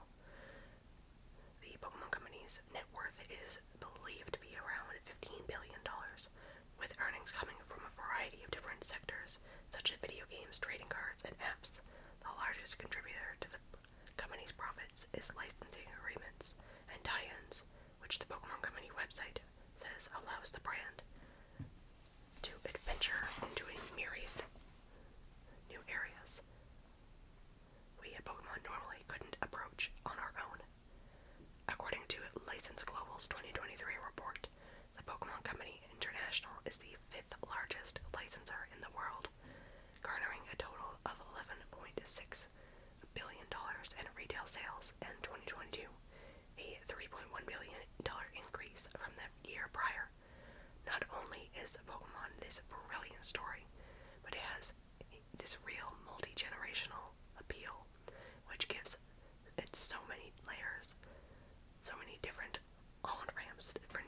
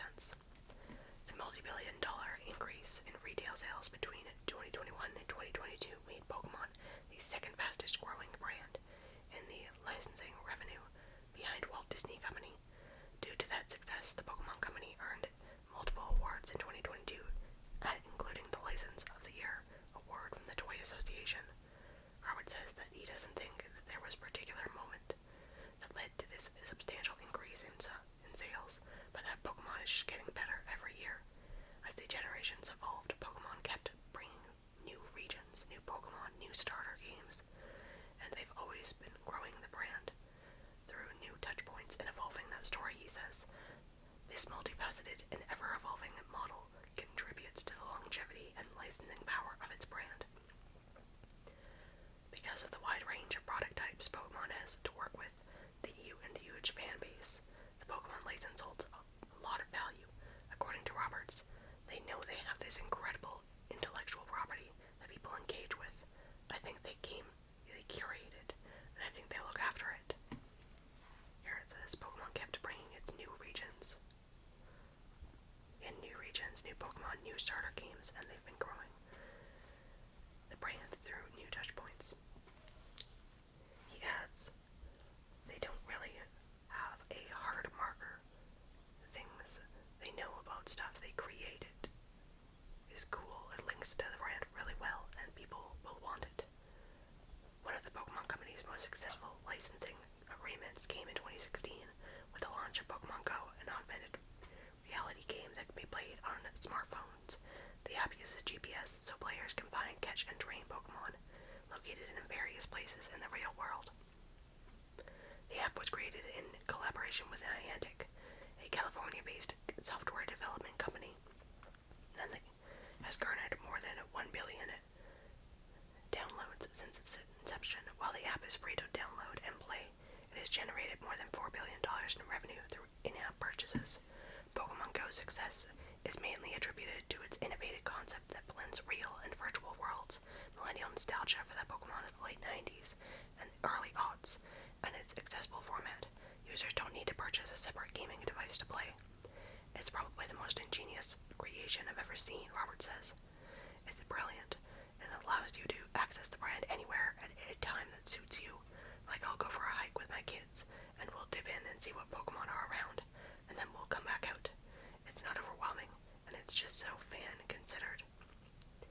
Since 2016, the Pokemon Company has continued to collaborate with Niantic and other software developers to create apps like Pokemon Sleep, a sleep tracking app launched in 2023, and Pokemon Unite, a 2021 multiplayer online game. While these apps have not had the same level of success as Pokemon Go, the Pokemon Company says they will continue to partner with app developers so Pokemon can become accessible to more people worldwide. While the majority of the Pokemon Company's revenue comes from licensing agreements, Pokemon video games developed by Game Freak and published by Nintendo continue to be an important profit generator for the brand. According to the Pokemon Company, it has shipped more than 480 million units of Pokemon-related video game software.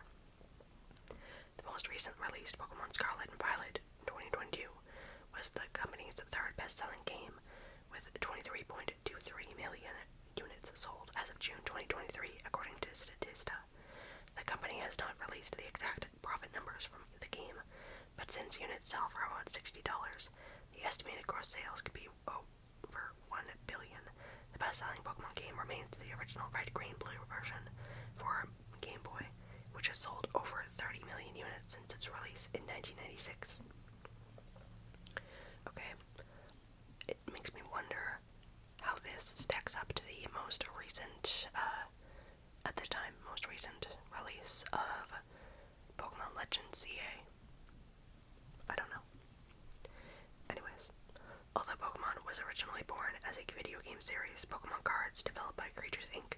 have also become a hallmark of the brand. The cards can be used to play a trading card game that aims to recreate the video games, with players selecting a strategic deck to battle their opponent. The cards, which feature various Pokemon, are also collector's items, and certain rare cards can sell for thousands of dollars. The most expensive Pokemon card ever sold was the Pikachu Illustrator, purchased by influencer Logan Paul for $5,275,000 in 2021. Over 52.9 billion cards have been produced by the Pokemon Company and are sold in 89 countries and regions around the world. Pokemon movies, TV shows, and manga have also become a vital part of the Pokemon brand.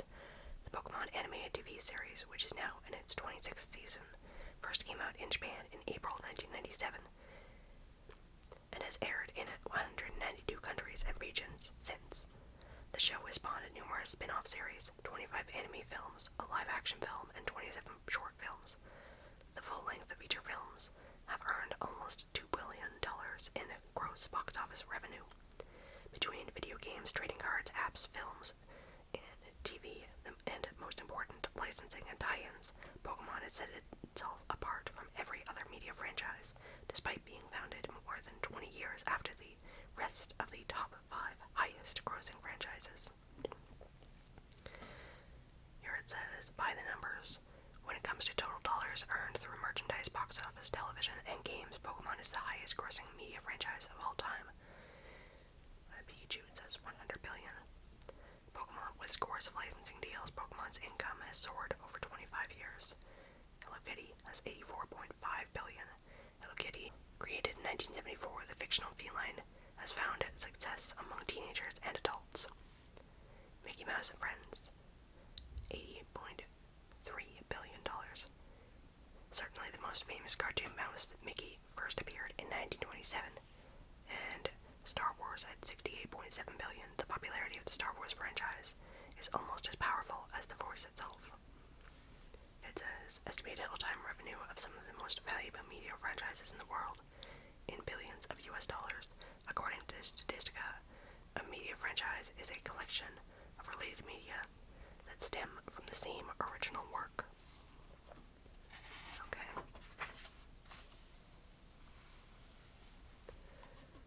The best and most bizarre collaborations.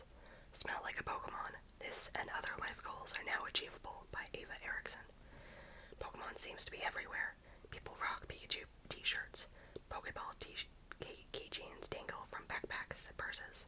Pokemon plushes line back windshields. In 2022, the Pokemon Company International generated $11.6 billion in licensing and merchandise profits.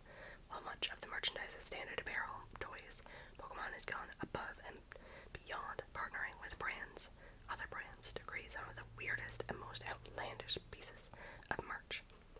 From Boeing planes to legitimate currency to toilet paper, Pokemon has made its way into just about every industry.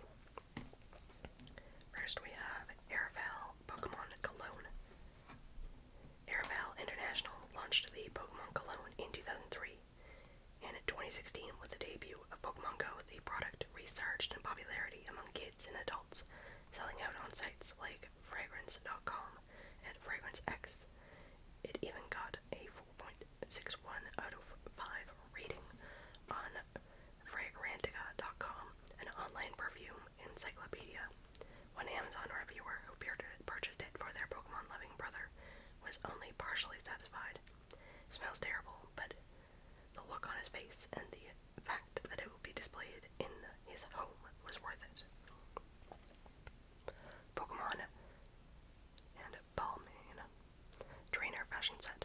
While Pokemon has collaborated with many brands and designers over the past 25 years, it made its entrance into the world of high fashion in 2022 through a limited edition line with Balmain. According to the brand, surprising as the pairing may be, it does make perfect sense for Balmain. The line features t-shirts, sweaters, sneakers, and bags patterned with Balmain's iconic mace print. Interesting. Then we have Pokemon skateboards, which I think are pretty darn cool. It says you can now ride your favorite Pokemon in 2020. Pokemon Center teamed up with skateboard craftsman Bear Walker to make a line of Pokemon-themed skateboards. The launch featured 5 decks, each sporting a popular Pokemon character. Since then, the brands have continued to collaborate, releasing new designs throughout the past 3 years. We have Toxicity, I think, on one. Pokemon Heinz Pasta. In 2000, Heinz released 2 versions of the Pokemon Pasta, a canned pasta with noodles in the shape of various Pokemon characters. Initially, 2 versions were released, red version and blue version, which featured shapes from the corresponding games. After the red can was discontinued, it was replaced by a gold and a silver version with Generation 2 Pokemon-shaped pasta. Oh, okay. I did not know about the Generation 2 version. That's neat. One Poke toilet paper. In 2022, Pokemon's kid-focused brand, Poke, announced one of the oddest collaborations yet. Pokemon-themed toilet paper. The scented double-ply paper is printed with colorful Pokemon characters and comes in 4 different pattern options. The message is clear. You have to wipe them all. Okay. Weird.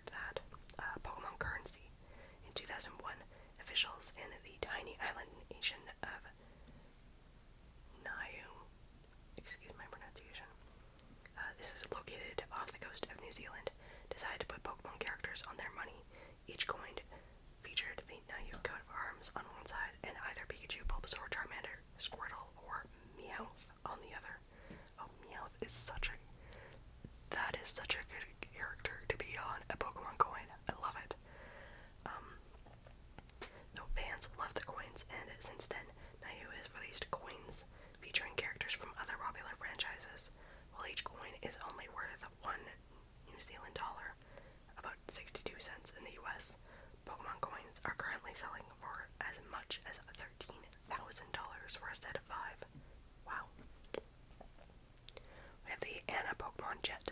In 1998, in conjunction with the release of the first Pokemon movie, All Nippon Airways revealed its first Pokemon-themed jet, the Boeing plane whose exterior was covered in colorful Pokemon characters and Pokeballs, was so popular that Anna ended up launching several more Pokemon jets, which flew domestically in Japan and to North America between 1998 and 2016.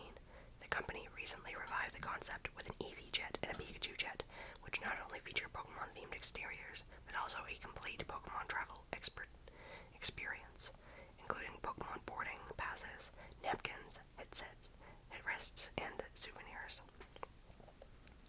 Jengar Sleeping Pillow. Oh, I've seen so many memes of this one. Inspired by one of Jengar's signature moves, Lick, this pillow blanket sleeping bag features a long plush tongue that rolls out of a Jengar head.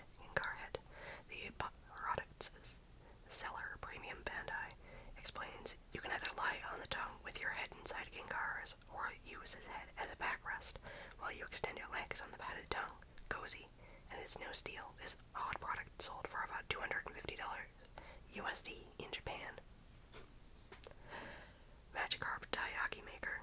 Taiyaki is a fish-shaped cake often sold by Japanese street vendors, filled with red bean paste and made by pouring batter into a fish-shaped mold. Tai are often a red sea bream, a type of fish thought to bring good luck in Japan, but Nintendo offered a Taiyaki Maker molded after a different beloved fish, Magikarp. A limited number of these machines were made and now sell for more than $300 on eBay.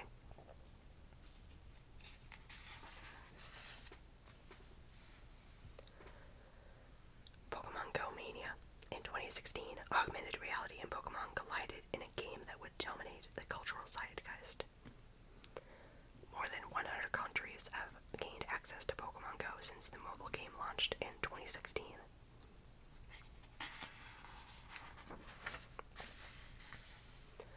A player's review.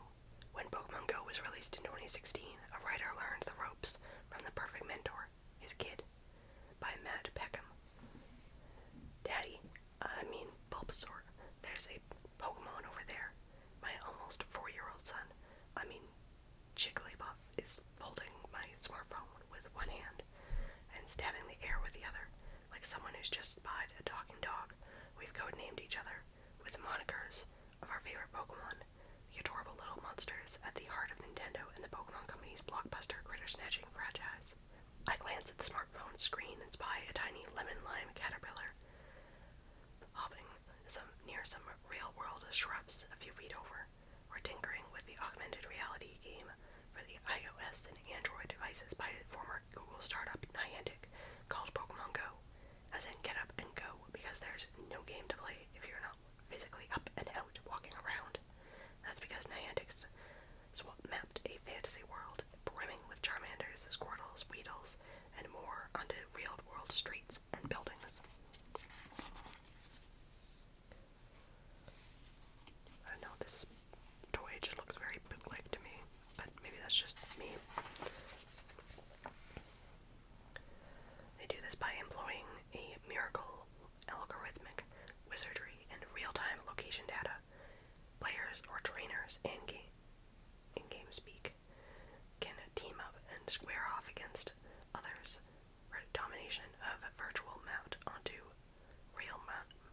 turf mapped onto real landmarks, churches, sculptures, or museums. Imagine bug collecting meets King of the Hill meets Google Maps. The novel amalgam of beloved franchise, smartphone technology, and free-to-play business models turned Pokemon Go into an international overnight hit in a matter of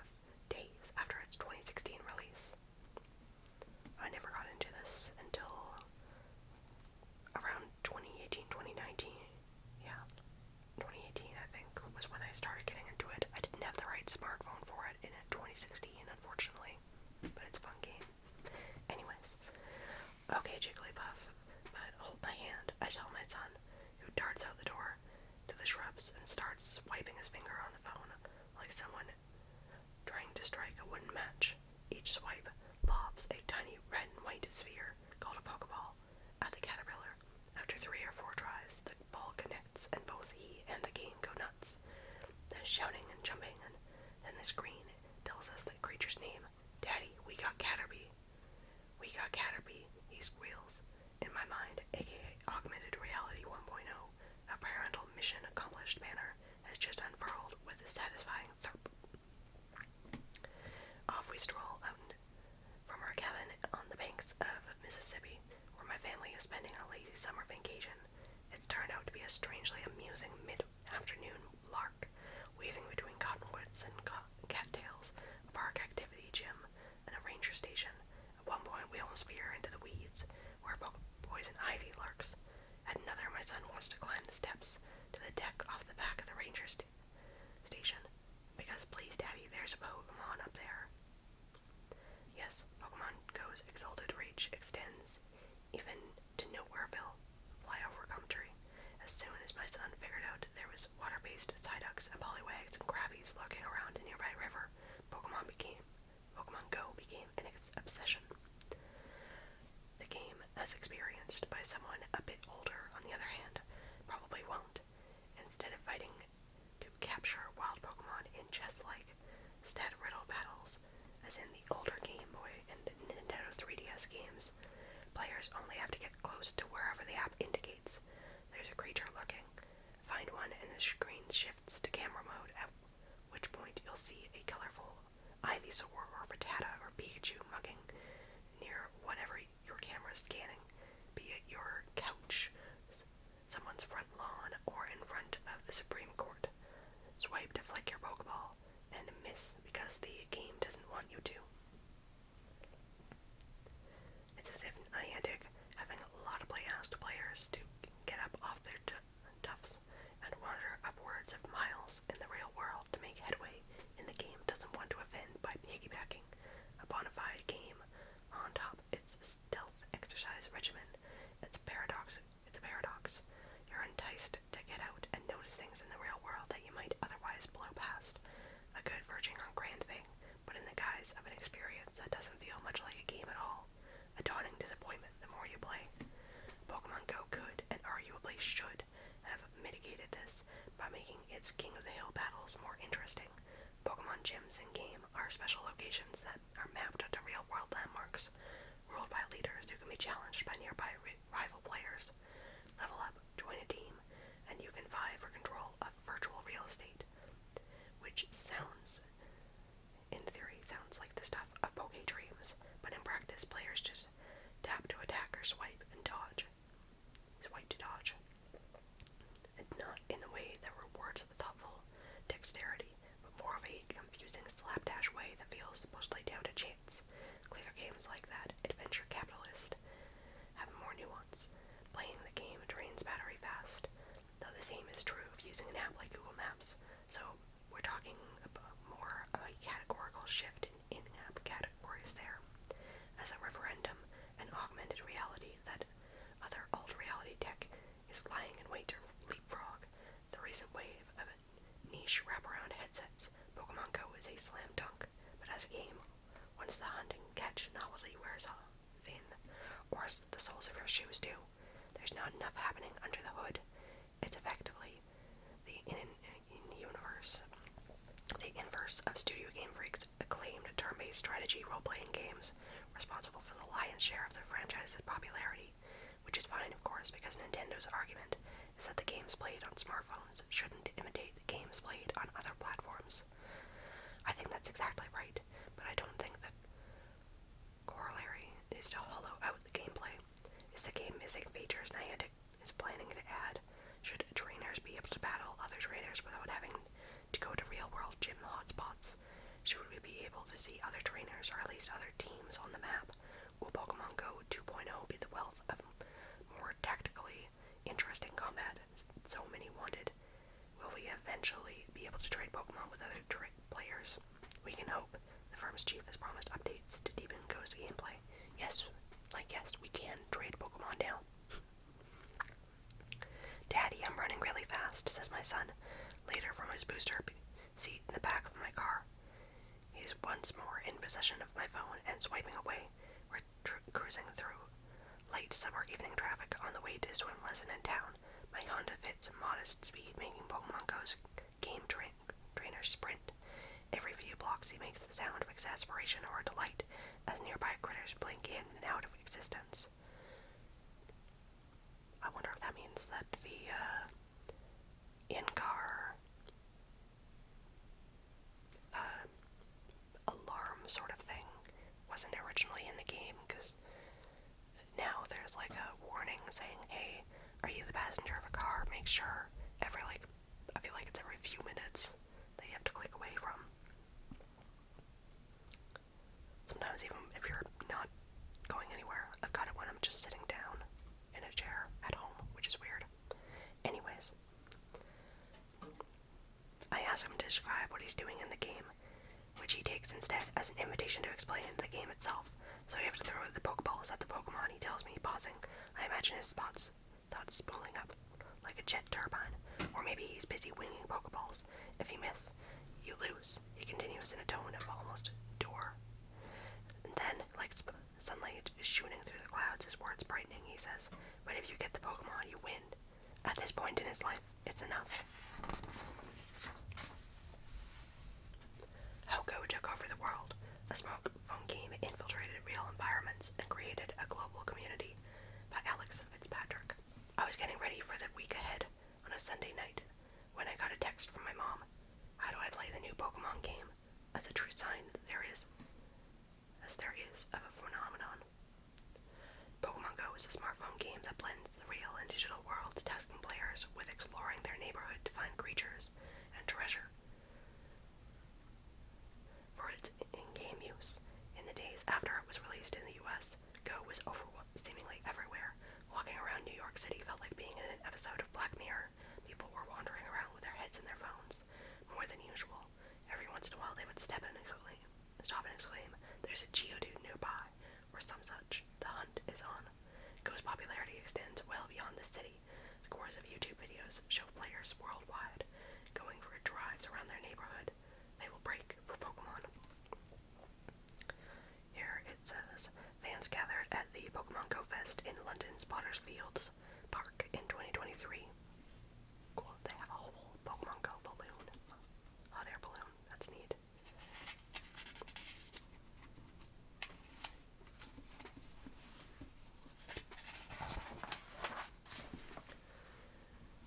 Here it says, clockwise from above, a Pokemon Go lure party in central London. Pokemon Day in Mexico City, Paris is a popular destination for Go players. The Citadel military area in the city of Lille banned the game. Interesting. So I have Pokemon Go, people in Mexico City with a really cute, like, homemade hat. That's fun. Okay, so military base banned it, and we have a Gyarados in front of a very blurry photo with a very blurred background of the Eiffel Tower, which is neat. The game was developed by a Google spin-off, Niantic, but Nintendo's investors celebrated the company's involvement regardless, sending its stock over 20% up the week of release as they cheered on a rare success in smartphone gaming. Nintendo is a part owner of both Niantic and Pokemon's license owner. What explains Pokemon Go's popularity? It offers an interesting twist over most games in that players must set off and move around their physical world. Blog Gizmodo's headline nailed it. Sore legs become pandemic as Pokemon Go players accidentally get exercise. But beyond that, Go is almost boringly simple. Once you encounter a Pokemon in the wild, the game switches into capture mode, where users flick Pokeballs at the creature until they nab it. It gets more interesting a few hours in when players are able to lay claim to Pokegems, digital representations of real landmarks, where creatures can battle one another for supremacy. The Pokemon skin is going a long way forward, fueling this fire. Millennials feel considerable nostalgia for the Pokemon, which at its heyday while we were middle schoolers. Younger kids, meanwhile, are discovering and loving, it seems, the franchise for the first time. It remains the third best-selling game series ever, behind Mario's many iterations and Tetris. As had it been anything other than a Pokemon game, there's little chance it would have caught fire the way it has. Indeed, Niantic's previous and similar game, Ingress, has a dedicated but relatively small player community of the amateur cartographers. It's also possible that because Pokemon Go forces players outside, they're more visible than people enjoying the latest Call of Duty or Madden title. By plan or coincidence, Go's release was well-timed. The summer months, of course, offer the best weather for going outside the house and exploring your surroundings on foot. School, meanwhile, is out, giving younger kids plenty of free time. Go, it should be said, has also generated some unfortunate news stories ranging from near-missed car accidents to alleged robberies fueled by in-game items used to lure victims, as well as people just literally not looking up from their phone and getting into dangerous locations, which the game does warn against, but who pays attention to the warnings on the loading screens, really? I mean, you should. Definitely should. Now, smartphone games have a habit of burning brightly, then flaming out. Remember Bejeweled, or Words with Friends, or Dots.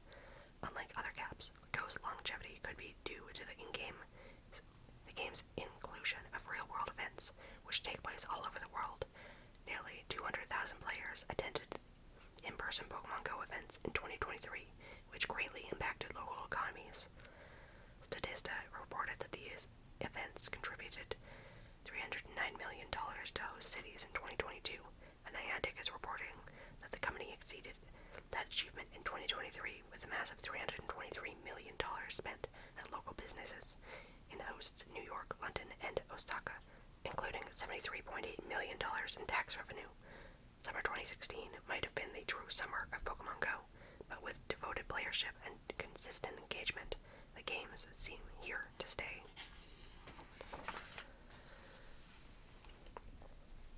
The nostalgia factor.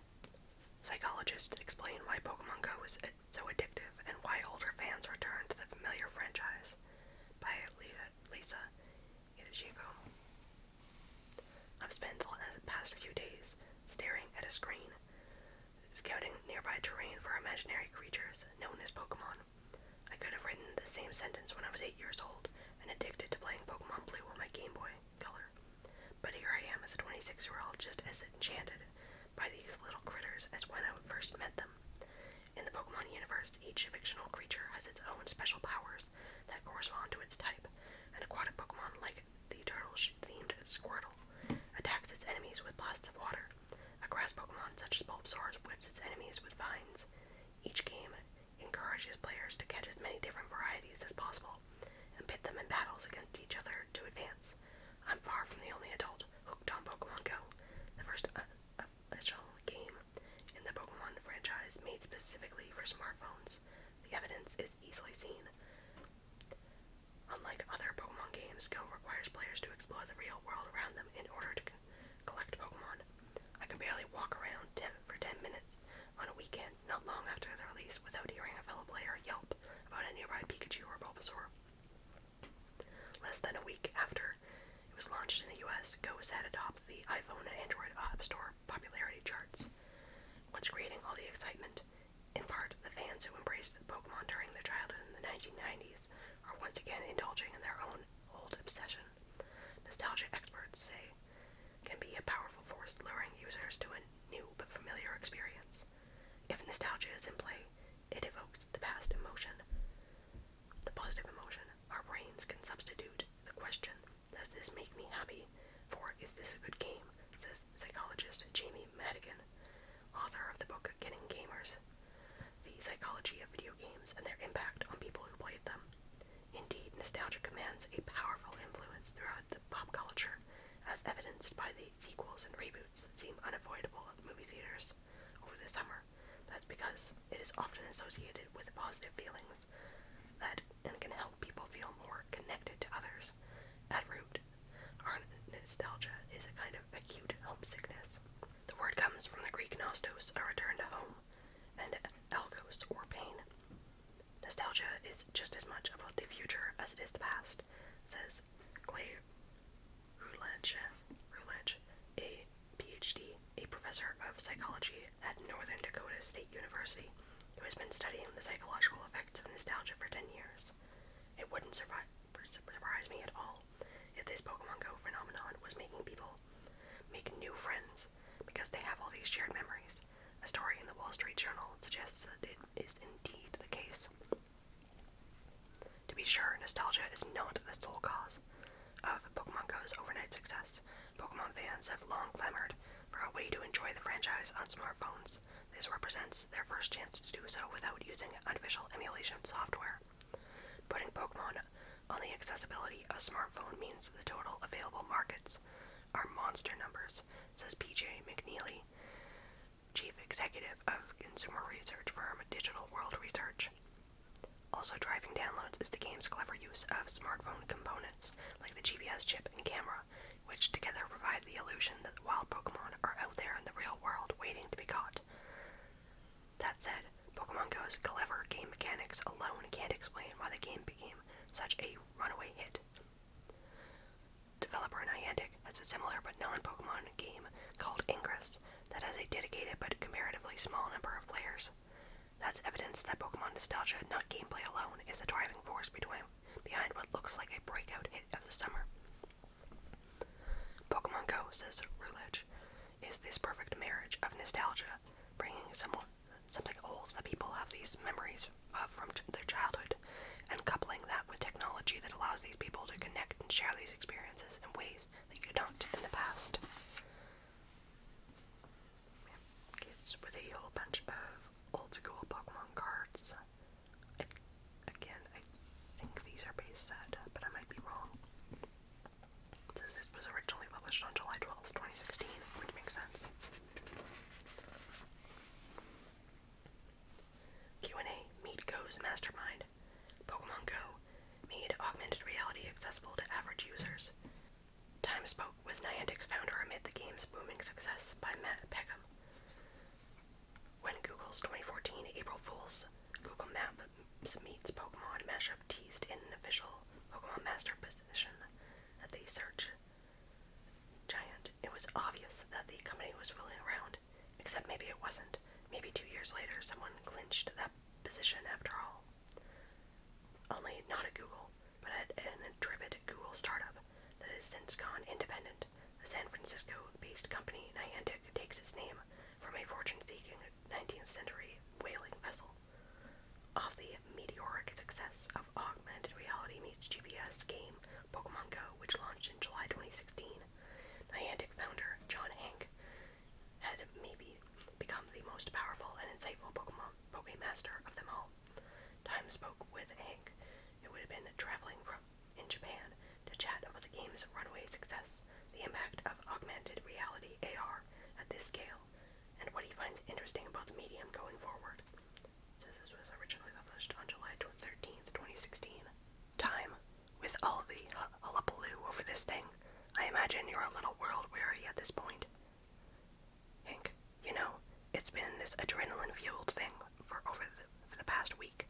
I think we are a little weary, but we also just can't believe how amazing it is at the same time. No complaints.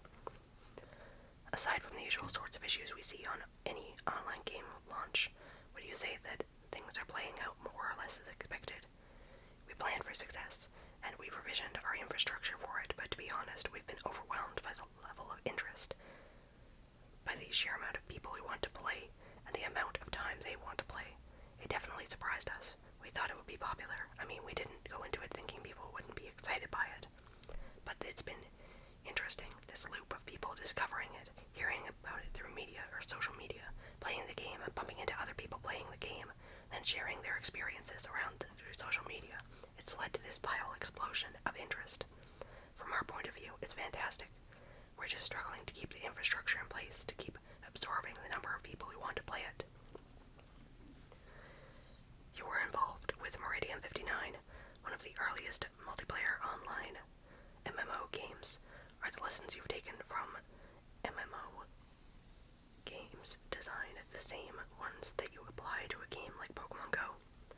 I think the MMO world, which is itself an outgrowth of role-playing Dungeons & Dragons world, you can all chase this all back to Gary Gygax and the strange, crazy games that people played with dice and paper back in the 1970s that's led us here. Pokemon Go and Ingress, our other game, and the studio's initial stab at augmented reality are both very much MMOs. When Ingress was being conceived, I was thinking exactly about Meridian 59 with two main takeaways. One is that playing against other people is always more interesting than playing against a machine. The challenge and competition of trying to outguess or outmaneuver a real person is infinitely interesting and doesn't get old. And then the other key thing from MMOs was social coordination, the social organization, which MMO worlds are called guilds, of course. That's something we saw with Meridian 59. They spontaneously formed, and we ultimately built features within the product to support guilds. So there were guild halls you could go to, and you knew the secret way you could get in and plan your next adventure with your buddies.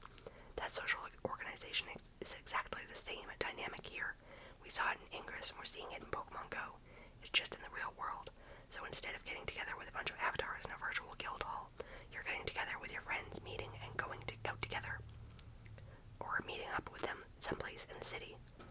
It just blends in with real life, which makes it infinitely more interesting to me than something that's occurring only in this virtual space, because it's real. Real friendships are forming. You're out having dinner, having drinks, or whatever, and it feeds and it makes our lives better rather than something that takes us out of that completely. What do you think about augmented reality having this much impact on real-world behavior? I think there have always been things that people have done socially together. There were bowling clubs, there were softball leagues, there were Lions clubs. There are all these real-world organizations that existed as things people could do together in the community outside of the house. I think a lot of those have atrophied in the digital era. It's true, people spend more time indoors. They tend to know their neighbors less. Some of those traditional activities have been supplanted by talking to people on Facebook or email, playing video games, and watching movies on our big screen TVs. I think it's really awesome to have digital technology has evolved to the point that we can now use it because it's mobile, and we can build applications like Pokemon Go that can go and fill some of that void, some of these spaces that have been evacuated. So I'm not sure Pokemon Go is something new so much as a new take on something that's been around for a long time, which is people wanting things they can do together socially to give people an excuse to get out and socialize with other people, which is people wanting things they can do together socially to give people an excuse to get out and socialize with other people, which at the end of the day makes us feel good. Here it says, John Hank at the Mobile World Congress in Barcelona in February 2017. That's really cool, with a bunch of Pikachu.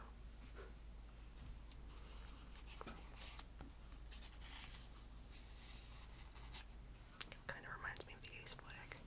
Kind of neat.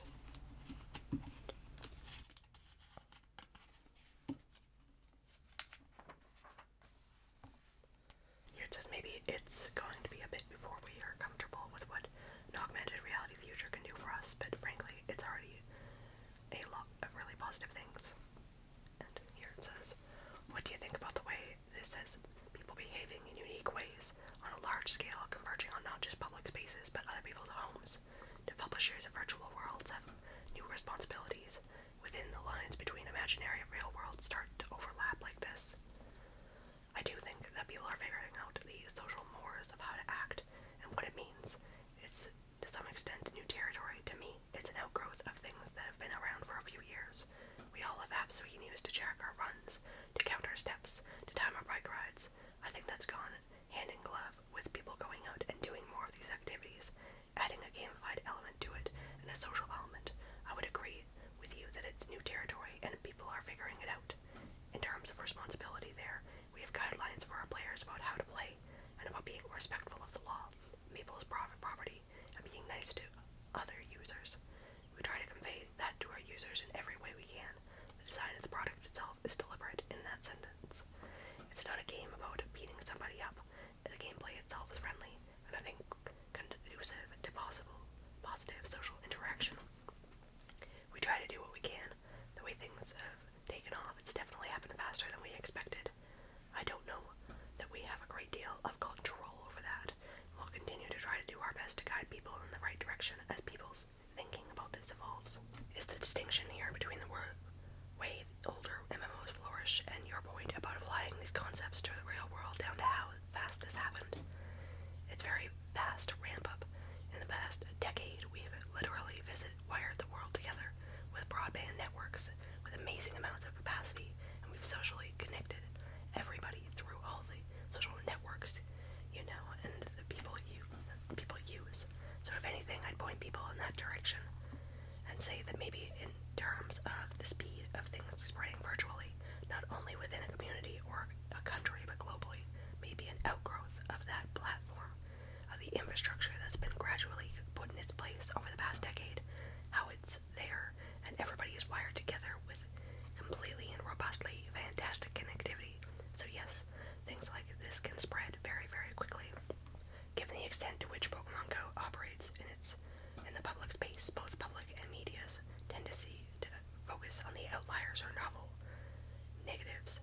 Do augmented reality publishers have an obligation to react to statistically meaningful negatives start to occur? From our perspective, this is not an overnight success. We started working on this problems in space in 2011. We launched Ingress in 2012. We're now past our 3rd anniversary, and Ingress is played in over 200 countries. We have events every month in cities around the world. I'm here in Japan because we have this one Saturday, and there will be over 10,000 people at the event. We've really honed in on the dynamics for this kind of game. The dynamics we build Pokemon Go around through Ingress. We've watched the community develop.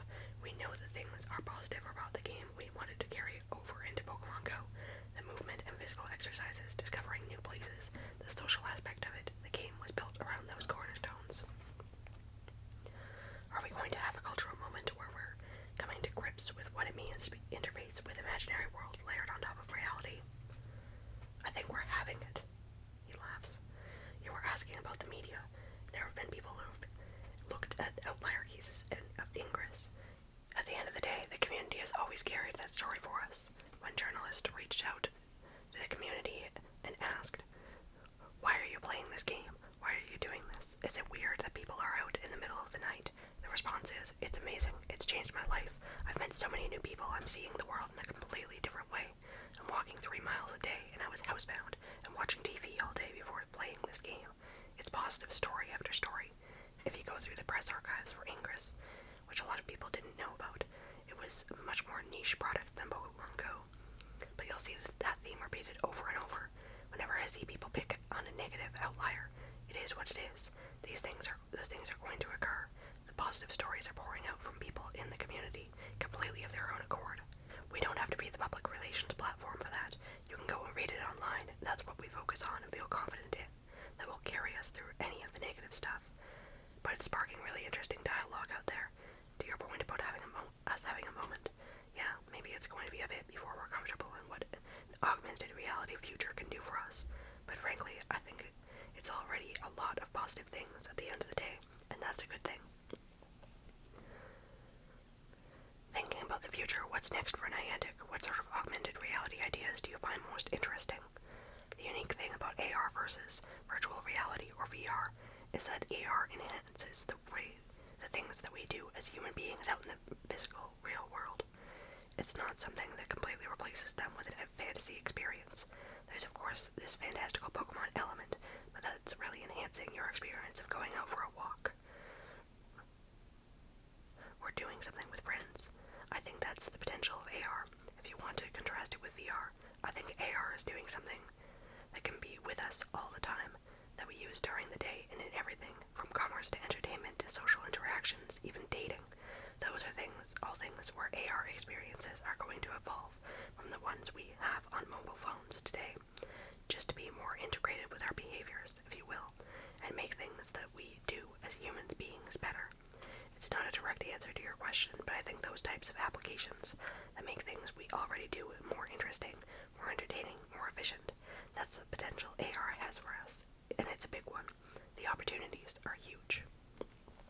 Here it says from left, NetEase Games Vice President Ethan Wang, Japan's Pokemon Company President Sunekazu Ishihara, and Niantic CEO John Hank in 2019.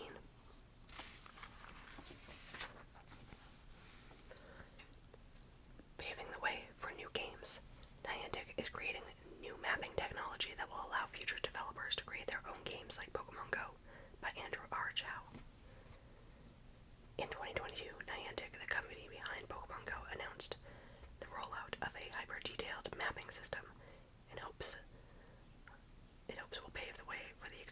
use of augmented reality (AR) in everyday life. For years, Niantic has been collecting spatial data from highly trafficked public spaces in cities across the world, and now it wants to give these immersive and precise maps to developers to create their own games, history lessons, and audiovisual experiences. Some privacy experts, however, are concerned about the onset of AR and what it means for public surveillance. AR consists of digital elements that appear within real-world environments, which can be seen through either one's phone or smart glasses, like the defunct Google Glass. Instagram and Snapchat filters, for example, allow you to alter your appearance, your voice, or your surrounding scenery. Niantic CEO John Hank believes that AR will continue to be incorporated into everyday life in increasingly sophisticated ways. For example, the future, you might be able to see directions to your destination overlaid on the street as you walk via smart glasses, or you could look at a building site and see its history and past architectural incantations. His company's new 3D map will allow developers to see exactly how their users move through the world and view the surroundings, which Hank says is a key step toward opening this science fiction reality we dream about. We can start putting virtual things onto the real world that are attached into the right parts of that physical world. The map was created by culling more than 100 million video snippets from Niantic game players who opted into sharing their screens. Developers and surveyors, the most developed parts of the map are in dense city centers, where the most data has been collected, including San Francisco, London, Tokyo, and New York City. Independent AR developers will now have access to that technology starting free in the beta on a platform called Lightship. There, they might create virtual animals that hide behind park benches, plaques for public setting statues, delving into their forgotten histories, or mobile characters painted on the ground, showing the path to your destination, says Hank. One of the first projects created with the new maps technologies is a collaboration with the artist JR and the art company Superblue called JR Reality. JR is known for pasting giant photos of people in public places. Niantic's technology allows users to add their own JR-style portraits or voice messages to the specific public locations, adding to those of everyone else who has made the same pilgrimage. Have you ever passed somebody on the street and wondered what their story is? JR asked in a statement. It's time to go outside and explore and reconnect with one another and show the world your face again. Together we can tell the world your story and meet amazing people that live in your city. Hank, meanwhile, is particularly excited about how the map might improve Niantic's flagship product, Pokemon Go. A viral commercial that introduced the game in 2015 showed people watching the animated character Mewtwo soar over Times Square, but most people view the game through animated graphics on their phone. This map paves the way for the giant Mewtwo above the crowd to have shared experience that many people are watching the same thing from different vantage points, Hank says. This is what we've been dreaming of since the beginning. Pokemon Go was arguably the first successful commercial use of AR. It was downloaded more than 500 million times in its first year, with aspiring trainers hunting Pokemon all over the world. Jacob Navok, the CEO of Genvid Technologies and one of the leading thinkers on the metaverse, says that Niantic's pedigree means its new map will likely be a sought-after tool for AR developers. Releasing more, better, and cheaper tools to more outside developers is key to the growth of the sector, he wrote in an email to Time. Developers who choose Lightship, Niantic's AR development platform, will do so knowing that Niantic understands how to build the product, and not just APIs, programming code. As AR technology advances, many watchdogs have become worried about its impact on privacy. They worry that companies like Niantic will collect an astonishing amount of information that would then be vulnerable to hacks, and that people's movements could be tracked. Every image that an AR device records is potentially one corner away from becoming a government tracking device, says Albert Fox Can, and the executive director of the Surveillance Technology Oversight Project. He points to search warrants that have collected recordings from Amazon's Alexa and Ring cameras. Khan also thinks that the geofence warrants, in which police seek location data on every person within a certain specific area over a certain period of time, could be particularly threatening to AR users.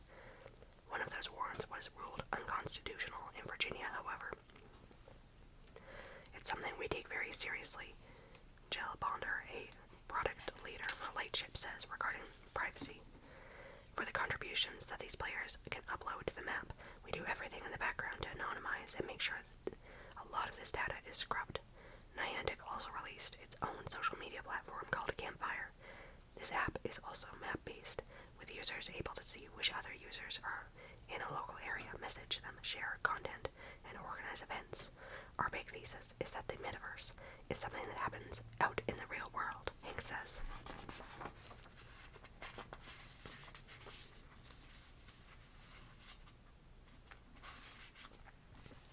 Become a Pokemon Go master. The app-based game is very different from the main series games by Lisa Itachigo. Pokemon Go is unlike anything Pokemon fans have seen in the past, and an outlier among current series entries. The app uses augmented reality to make it seem like Pokemon are actually in their surroundings, meaning you may see a Pikachu standing on the sidewalk or a Pidgey peeking out from behind a tree. While the faces seem familiar to fans, the gameplay is actually very different from other Pokemon-themed games, which stay in the landscape of the game's world and feature catching mechanics that have been in play since the original games. There are many goals in Pokemon Go. You can catch as many Pokemon as possible, battle them at gyms, team up with other players in raids, or square off with your friends. In Pokemon Go, you move your character by walking around in the physical world. The game uses your phone's GPS coordinates to move your in-game avatar, which means you need to explore different areas in the real world to find wild Pokemon and other goodies. If you catch a wild Pokemon that appears in your path, simply tap it. This will put the creature in your field of view using the camera on your phone to make it look like the Pokemon is actually standing or hovering in front of you. From there, you can fling a Pokeball at it to catch it by swiping up from the bottom of the screen.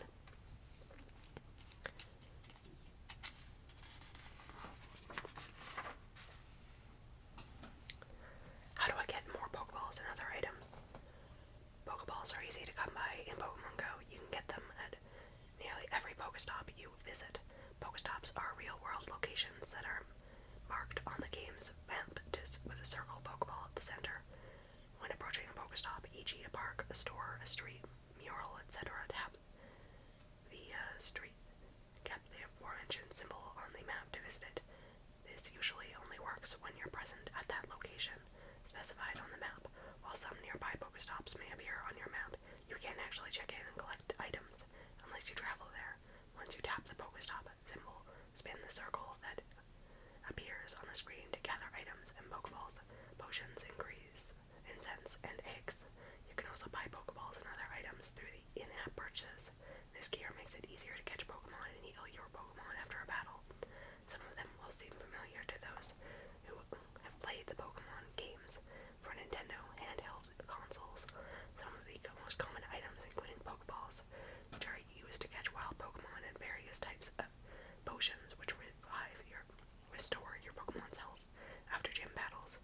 Incense can be used to lure Pokemon to your location, and various berries and boffins can make it easier to catch Pokemon or increase the level of candies received. Eggs can be sometimes found at Pokestops, will eventually hatch to become new Pokemon. If you come across an egg, you can be sure to use an egg incubator in your items list. An egg hatches after you've walked a certain distance. This distance varies for each egg. Some eggs, for example, will hatch after you've walked 5 kilometers, while some hatch after 2 kilometers. The longer it takes for the eggs to hatch, the rarer the Pokemon inside. How do gyms work? Pokemon Go has 2 types of gym battles: friendly battles and rival battles. In a friendly battle, you enter a match at a gym that's already been claimed by your team. You can tell which team currently owns a gym by its color: red, yellow, etc. I don't know why they didn't just say red, yellow, and blue, because those are the 3 team colors, but okay.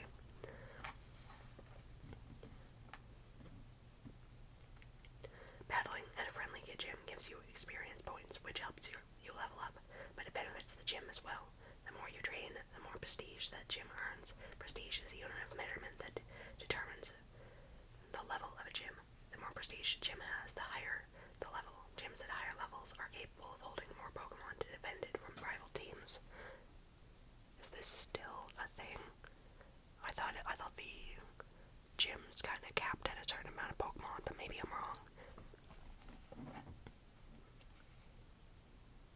During a rival battle, you challenge the various Pokemon currently housed there to claim the gym for your own team.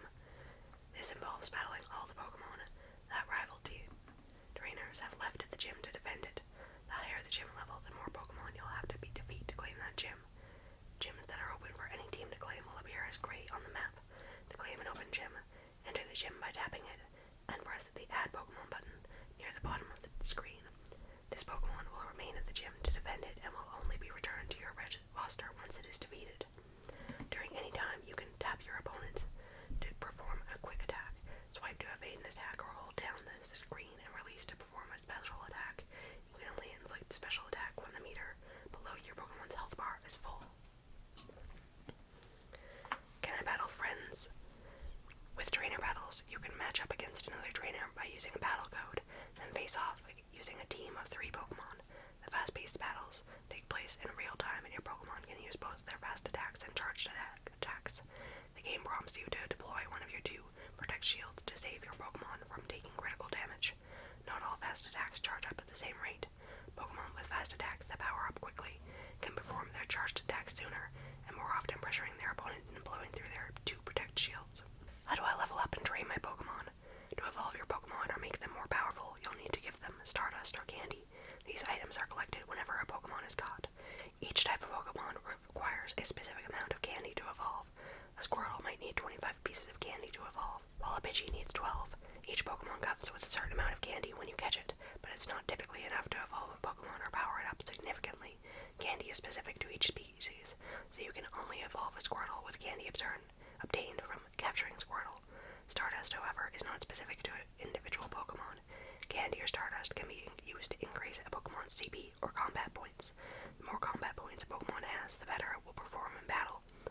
At training level 31 and up, you can earn XL candies that give Pokemon a huge XP boost and allow them to train past their CP level cap. These are available by catching Pokemon and raid bosses, walking buddy Pokemon, trading, and hatching eggs. What about raid Pokemon? Select gyms host a solitary and tough Pokemon. These bosses are more difficult to battle than ordinary Pokemon, so trainers can join up and take on the Pokemon. Use a link code or join a local raid near your location, and you can earn a chance to catch the powerful Pokemon and some extremely rare items. Every month there is a new set Pokemon ranging from common 1-star bosses to rare 5-star legendaries for players to battle and hopefully catch. Once in battle, you can perform your fast attack, charge attack, or dodge. If you're not able to defeat the boss in battle, you may rejoin the raid and battle again. Complete field research. Professor Willow, your mentor through the world of Pokemon Go, prompts trainers to help with research as he investigates mysterious events in the in-game world. There are 2 types of research trainers can help with: field research and special research. Field research involves completing objectives such as discovering and catching certain Pokemon or engaging in battles. Professor Willow will present special research himself in pop-up cutscenes with activities that will take you further into the world of Pokemon Go. These research tasks offer rare items, loads of XP, and chances to catch special Pokemon. Always evolving. You don't become the world's most valuable franchise by resting on your laurels. Pokemon is continually expanding into new spaces and forms. The Pikachu Outbreak event in August 2019 in Yokohama, Japan. Oh, that's really cool. Introducing Detective Pikachu. In 2019, a missable spin-off game inspired a live-action blockbuster by Andrew R. Chow. When the trailer for Detective Pikachu was released in the fall of 2018, a debate emerged over a seemingly trivial question. Does Pikachu have fur? While the cartoon version of the beloved Pokemon has a smooth exterior, the trailer for the live-action film adaptation showed the mouse-like creature covered in yellow fur, worn thin in some places and scruffily overgrown in others. Many fans were repulsed. Seeing Pikachu with fur is extremely unsettling and wrong, and shouldn't exist, one user tweeted at the time. But for the film's visual effects supervisor Eric Nordby, the answer was obvious. How can it not be furry, he asks. It would be this hard surface yellow thing, the most disturbing thing in the world. The fiery conflict over such a minor detail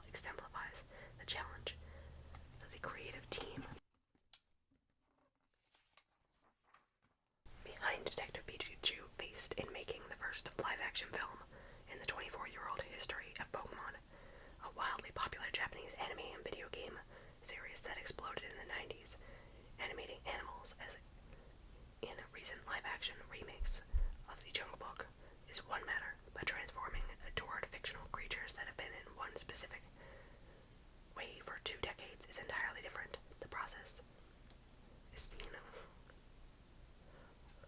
saw more than 1,000 digital artists across the world working for 3 years through trial and error, all against a backdrop of a ceaseless debate. Here it says Pikachu's vibrantly yellow fur grew, shrank, and fluctuated in color. The team took swatches of the fur to filming locations to see how its colors would react with natural light. Given the current wave of live-action adaptations, raking in a huge box office returns across the world, from Beauty and the Beast to Teenage Mutant Ninja Turtles to Paddington, it's no surprise that the Pokemon Company would also want to bring its monsters into 3 dimensions. The film follows a former Pokemon trainer, Justice Smith, as he reluctantly teams up with a Pikachu voiced by Ryan Reynolds to solve his father's murder. But the creative team faced an elementary problem. From the jump, many Pokemon creatures are physical impossibilities. One Gyarados has a gaping mouth that takes up most of its body and leaves little room for organs. Lickitun's enormous tongue is far too large for its mouth. The way those characters are drawn don't lend themselves to feeling real, Nordby says. The ratio of the eyeballs to the head, the ratio of the limbs to the body, all of these challenges you have to approach. Nordby says there were about 25 Pokemon that were cut during the process after they were deemed too complicated to translate. The martial arts fighter Sock, for example, was discarded when animators failed to agree on the texture of its judo-like clothes. Is actually skin. Norby says, we would have hours-long conversations trying to wrap our heads around that. The team settled on around 65 Pokemon that would appear in the movie and began trying to solve their anatomical riddles. We built them as if they were an actual animal, Norby says. This team at the moving picture company, a visual effects company, they created detailed skeletal and muscle systems for each Pokemon, visited zoos, and consulted animal experts in order to have a reference point for every beak, tail, or paw. The waddling four-legged Bulbasaur, for example, was based on a baby bulldog in its playfulness and top-heaviness. Pikachu started off very rabbit-like, but eventually became a cumulative creature inspired by the movements of marsupials and marmosets and the moonlight eyes of sugar gliders. The Pokemon Company, however, had a different main priority: to protect its characters' unique charms. They were concerned that the Pokemon looked too dirty or were in danger of falling into the uncanny valley. They did not want us to add elements such as nails and eyelashes, says Ravi Bansal, the art director of the film's creatures. It was also paramount that the designers preserve every creature's sense of kawaii, a Japanese term that conveys cuteness and charm. Think Hello Kitty or Totoro.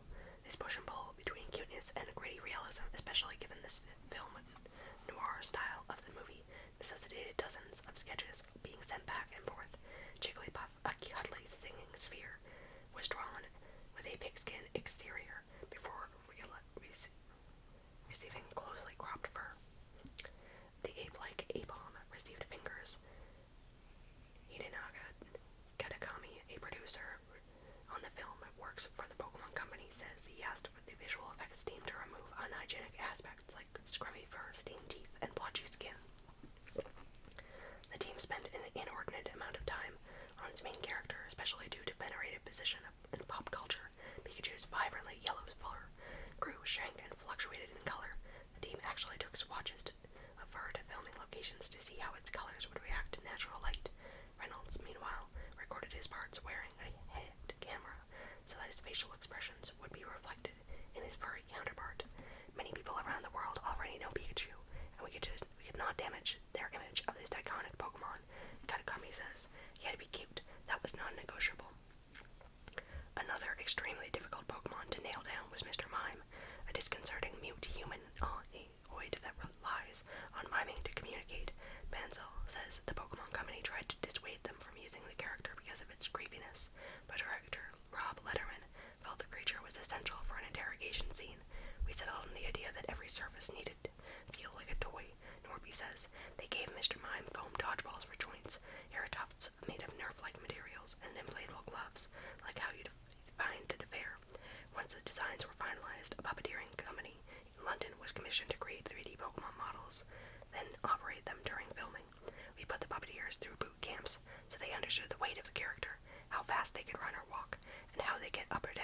off surfaces. Norby says the creature's expressions and textural details were sharpened during post-production using CGI.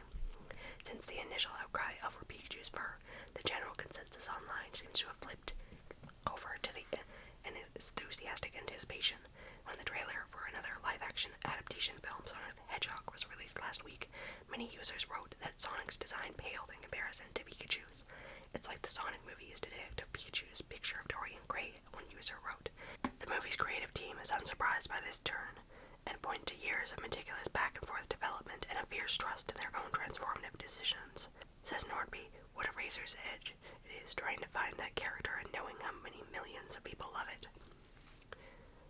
Justice Smith left and Catherine Newton starred in Detective Pikachu, alongside Ryan Reynolds, who voiced the titular creature. Bringing them to life, the animators had some key decisions to make when turning the cartoon favorites into three-dimensional avatars by Andrew R. Chow. Pikachu's got a new fur coat. Detective Pikachu marked Pokemon's first foray into live action. The film tells the story of a former Pokemon trainer, Justice Smith, who teams up with a talking Pikachu voiced by Ryan Reynolds to solve his father's murder.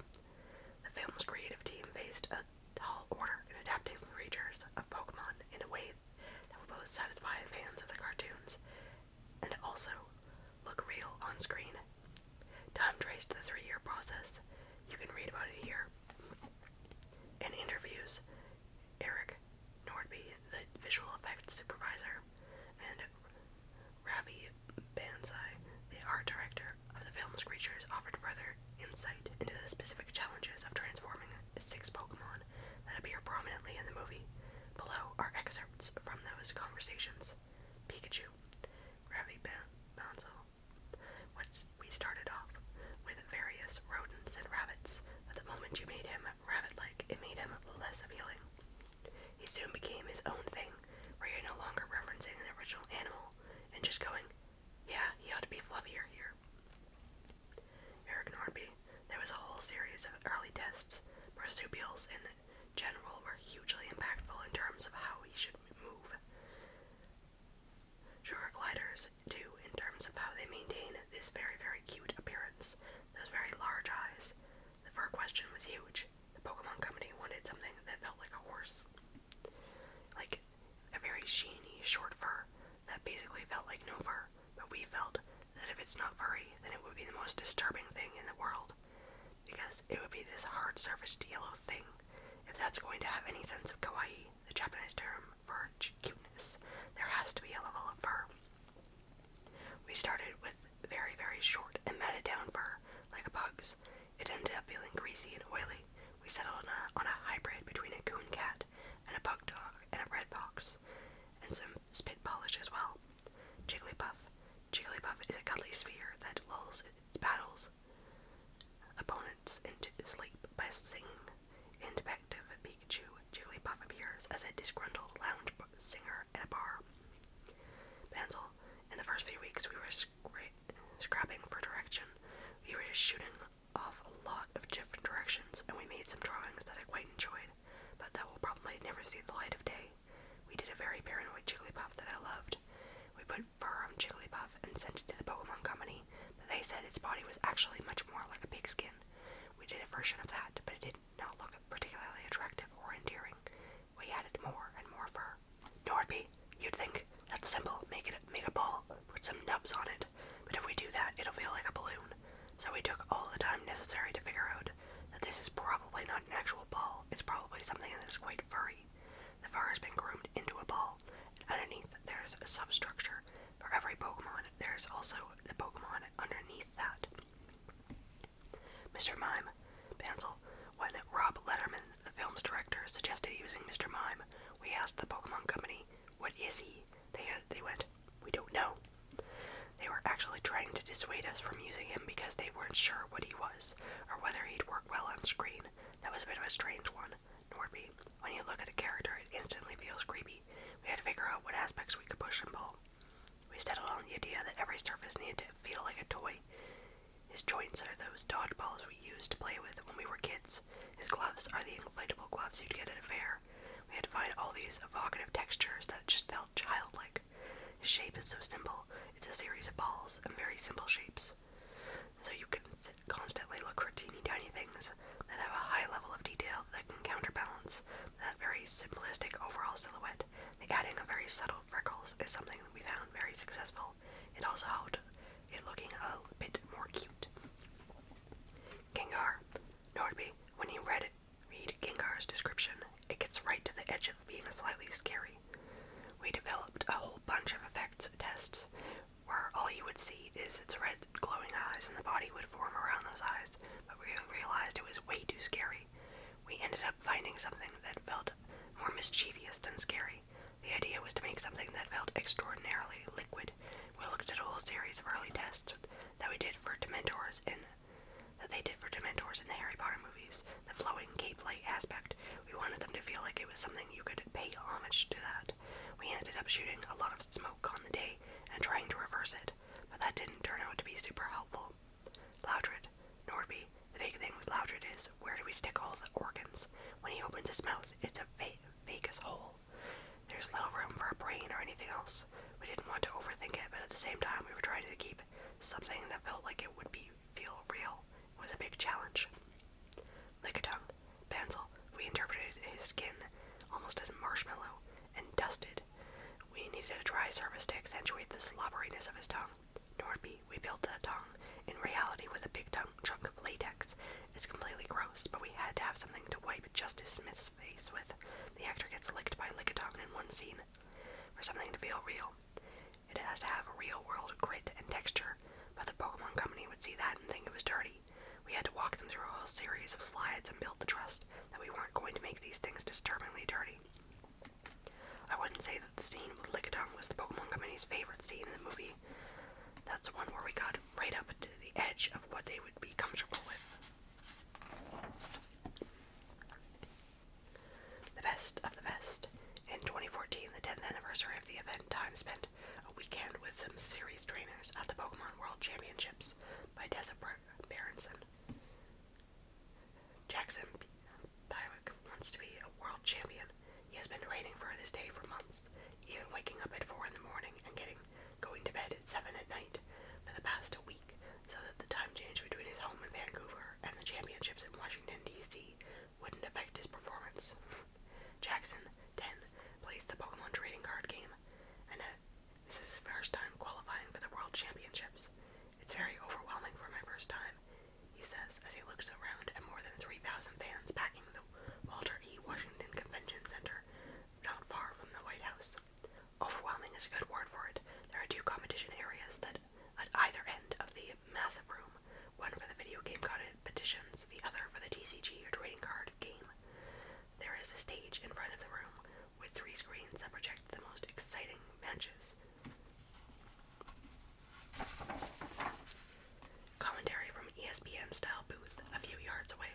Gasps and roars come from the mesmerized crowd at crucial moments in the games. If you just heard the audio, you would think you were in a stadium watching soccer. And before here we have the 2014 Pokemon World Championships at the Walter E. Washington Convention Center in Washington, D.C. And here we have the 2023 Pokemon World Championships took place over 3 days in Yokohama, Japan. Pikachu is everywhere. The little yellow creature is emblazoned on t-shirts, backpacks, hats, sweatshirts, and iPhone cases, and a giant inflatable Pikachu hangs suspended over the crowd. A smiling cartoonish deity for the pilgrims who have come from 33 different countries to watch players like Jackson battle to become world champions. There are 3 age brackets: juniors, age 12 and under, seniors, age 13 to 16, and masters, age 17 and up. Jackson comes in 36th in the junior division. Caleb Judkins, 17, is one such pilgrim. He is an avid Pokemon video game player, but isn't on the competitive circuit. He and his friends traveled here from Gainesville, Virginia, to see a competition firsthand. It was on my bucket list to come, he says. I wanted to see the battles in progress. One player that many people are here to see is Ray Rizzo, 21, a 3-time world champion in the video game. No one has won Worlds more times than he has. He won in 2010, 2011, and last year, so he's coming back this year with a vengeance. I talked to Ray after his first match of the weekend. He's just won his battle, so he's feeling pretty confident. I don't really get too nervous anymore, because I've been playing for a long time, he says. Ray once again did not make the finals, so he was unable to get a record-breaking fourth win. But for those who aren't veterans like Ray, this weekend is packed with nerves. It's a year-long road to get here. To qualify for Worlds, players have to compete in regional and national competitions, earning a certain number of championship points. In each, depending on how well they do, the number of these points a player accrues over a season determines whether he or she is eligible to compete with a. So, why Pokemon? What is it about the characters in the games that inspires these people to spend months honing their skills and obsessing over strategy, or to don their Pikachu ears and travel across the world just to be here? Jackson Buick's answer seems to sum it up. All the friends I make. Everyone's so happy and passionate and really enjoying the game, says Jackson's mother, Shauna. It's a great community. J.C. Smith, Director of Consumer Marketing for the Pokemon Company International, says the idea of community is built into the game itself. The principle they built the game around is communication, he says. They really want people to talk and come together, either online or face-to-face, to build these communities. This is the ultimate expression of that. This is a world championship, but it doesn't feel cutthroat to me. It feels like a community of people who like to play the games, coming together to play games. The international element of the tournament does spur some divisions and regional pride. Many spectators come armed with their country's flag, and cheers of USA, USA, USA erupt when American Nikolai Zelensky wins this senior video game tournament. But people say the game still unites more than it divides. You can be an American kid playing a Japanese kid, but you can totally get it, and you can have an interaction through Pokemon, a company spokesman says of the tournament. Nikolai 15 also talks about the community being beaming and energetic after his win. The video game Pokemon community is the best community I've ever been a part of, he says. Compared to other video games even, it's amazing. Everyone is so friendly and really nice. I've made friends just by placing well in tournaments. People have wanted to become my buddy, and everyone just helps each other out a lot, online and in person. It's a really, really nice community to be in, and great people to be around. Andrea Baca, 18, wearing a black and gold costume that includes striped knee socks and ears, puts it both bluntly and affectionately. I like that we can all fit in and be nerds together. Sunday evening after the final sees 12 trophies awarded, one for each runner-up and champion in the 3 age divisions of the 2 games. The most coveted award of the evening, the Masters Division trophies, go to Canadian Andrew Estrada with the TCG and South Korean Sejun Park for video game. As the champions stand on the stage, holding their Pikachu trophies and being showered with confetti, the cheers from the audience change. No longer are the viewers chanting country names or clapping for individual players. Now yelling over the drum and music blaring from the stage, the audience swells in a single cheer. Pokemon, Pokemon, Pokemon. Sleep and smile. Pokemon entered the wellness space with 2 apps aimed at improving healthy habits. By Ashley Abramson. As parents, we play a major role in encouraging our kids to make healthy choices, but motivating little ones to keep up with positive routines such as eating nutritious food, getting enough exercise, and logging plenty of sleep can be a major challenge. I'm a mom of 2 elementary-age sons, and I know from experience that incorporating all that great advice from a pediatrician is far easier said than done. For some families, the hurdle is primarily systemic, stemming from lack of access to healthy food options or health care. But for many, the main challenge is a busy schedule. Many of us are on the go, which makes following our recommendations about things like sleep schedules and healthy eating difficult to adhere to, says Christine O'Connor, MD, a pediatrician of UT Health Houston. One simple way to encourage kids is actually stick with healthy behaviors, make them more fun. Some research has found that certain elements of gamification, creating games out of everyday activities, can be psychologically motivating, potentially helping kids learn. That may be because gamifying involves extrinsic motivation, or motivation driven by potential reward. Incorporating a child's personal interests into an activity can also fuel intrinsic motivation, or participating in some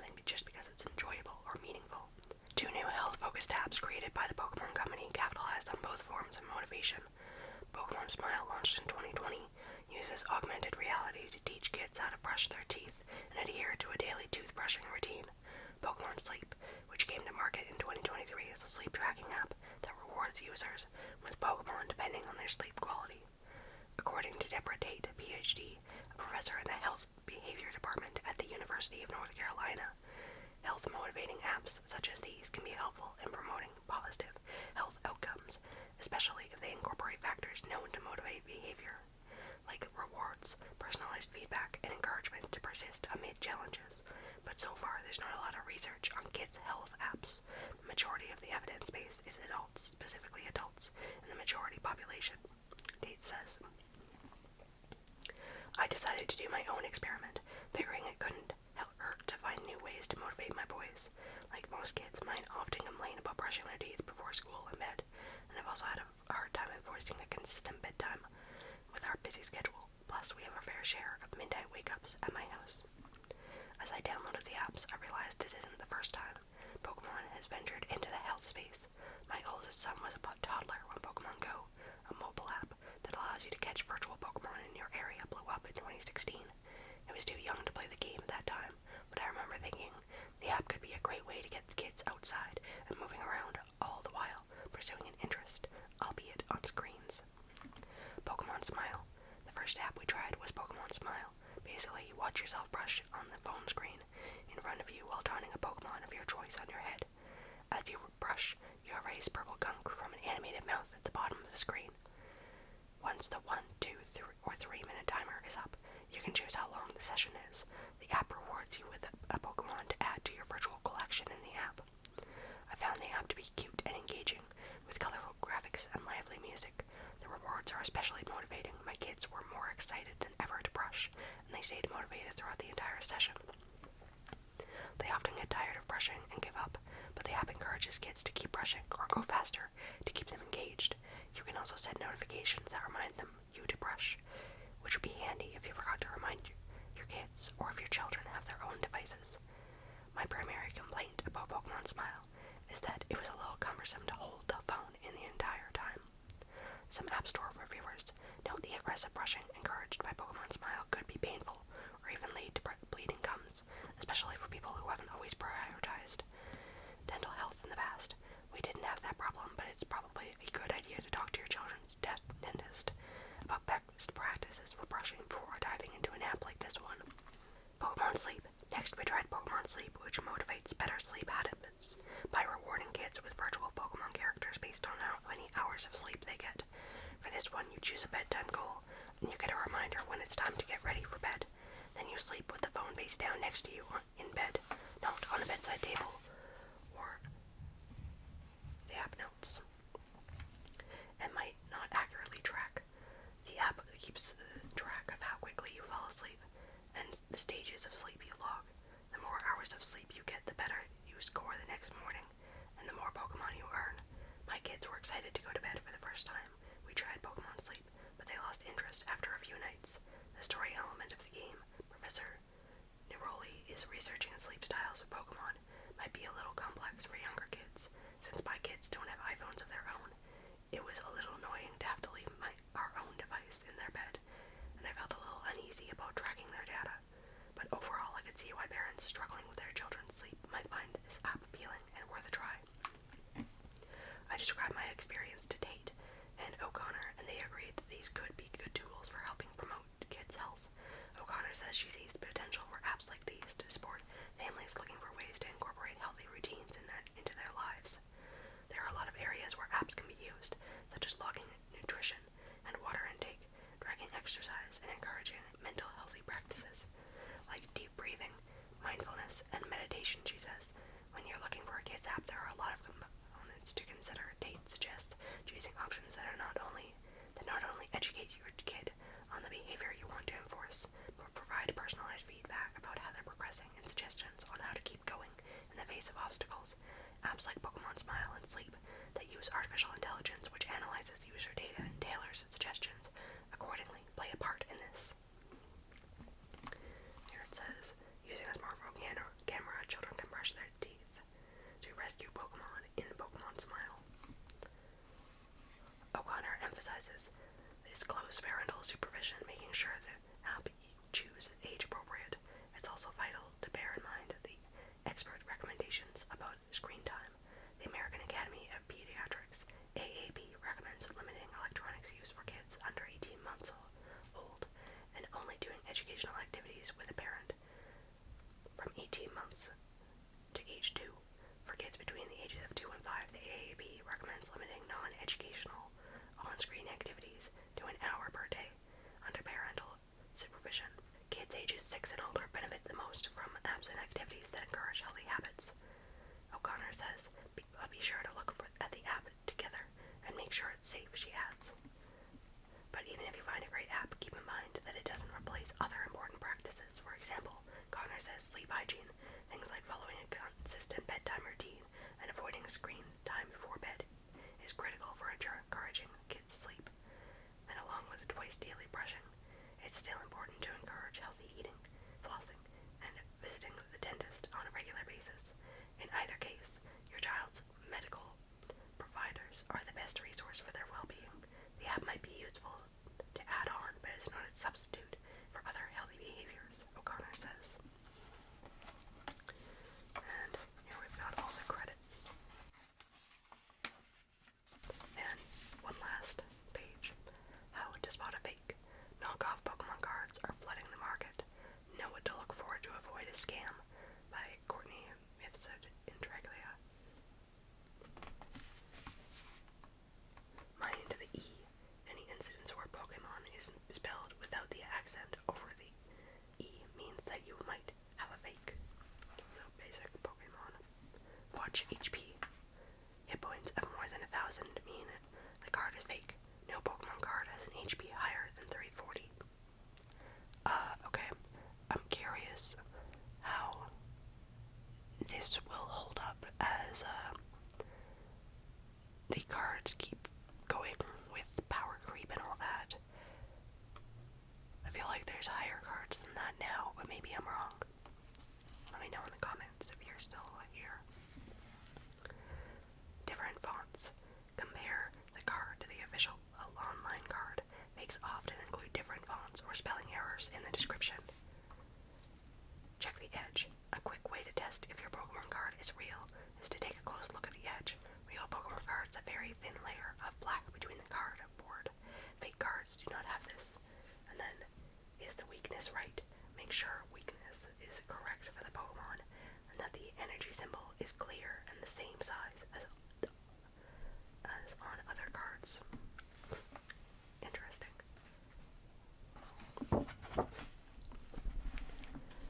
Then, along the back, it's the power of Pokemon. At the dawn of the century, a Japanese video game came to the United States and began to capture millions of imaginations. Kids, adults, and humans in between have reveled in the unique creatures, the tactical battles, and the stories that everyone can relate to. These ingredients, with a whole lot of Pikachu, made Pokemon as wildly popular as it has ever been. We have people playing Pokemon Go, a kid with a whole bunch of the different plushies, and of course, Ash, Misty, Brock, and Pikachu. Yeah. I thought this was a interesting little dive into Pokemon. It definitely gets a little bit more dated as time goes by, but I think that it is a fun little snapshot in time of the first 25 years, as it says, of Pokemania. I hope that you enjoyed this video, and as always, I wish you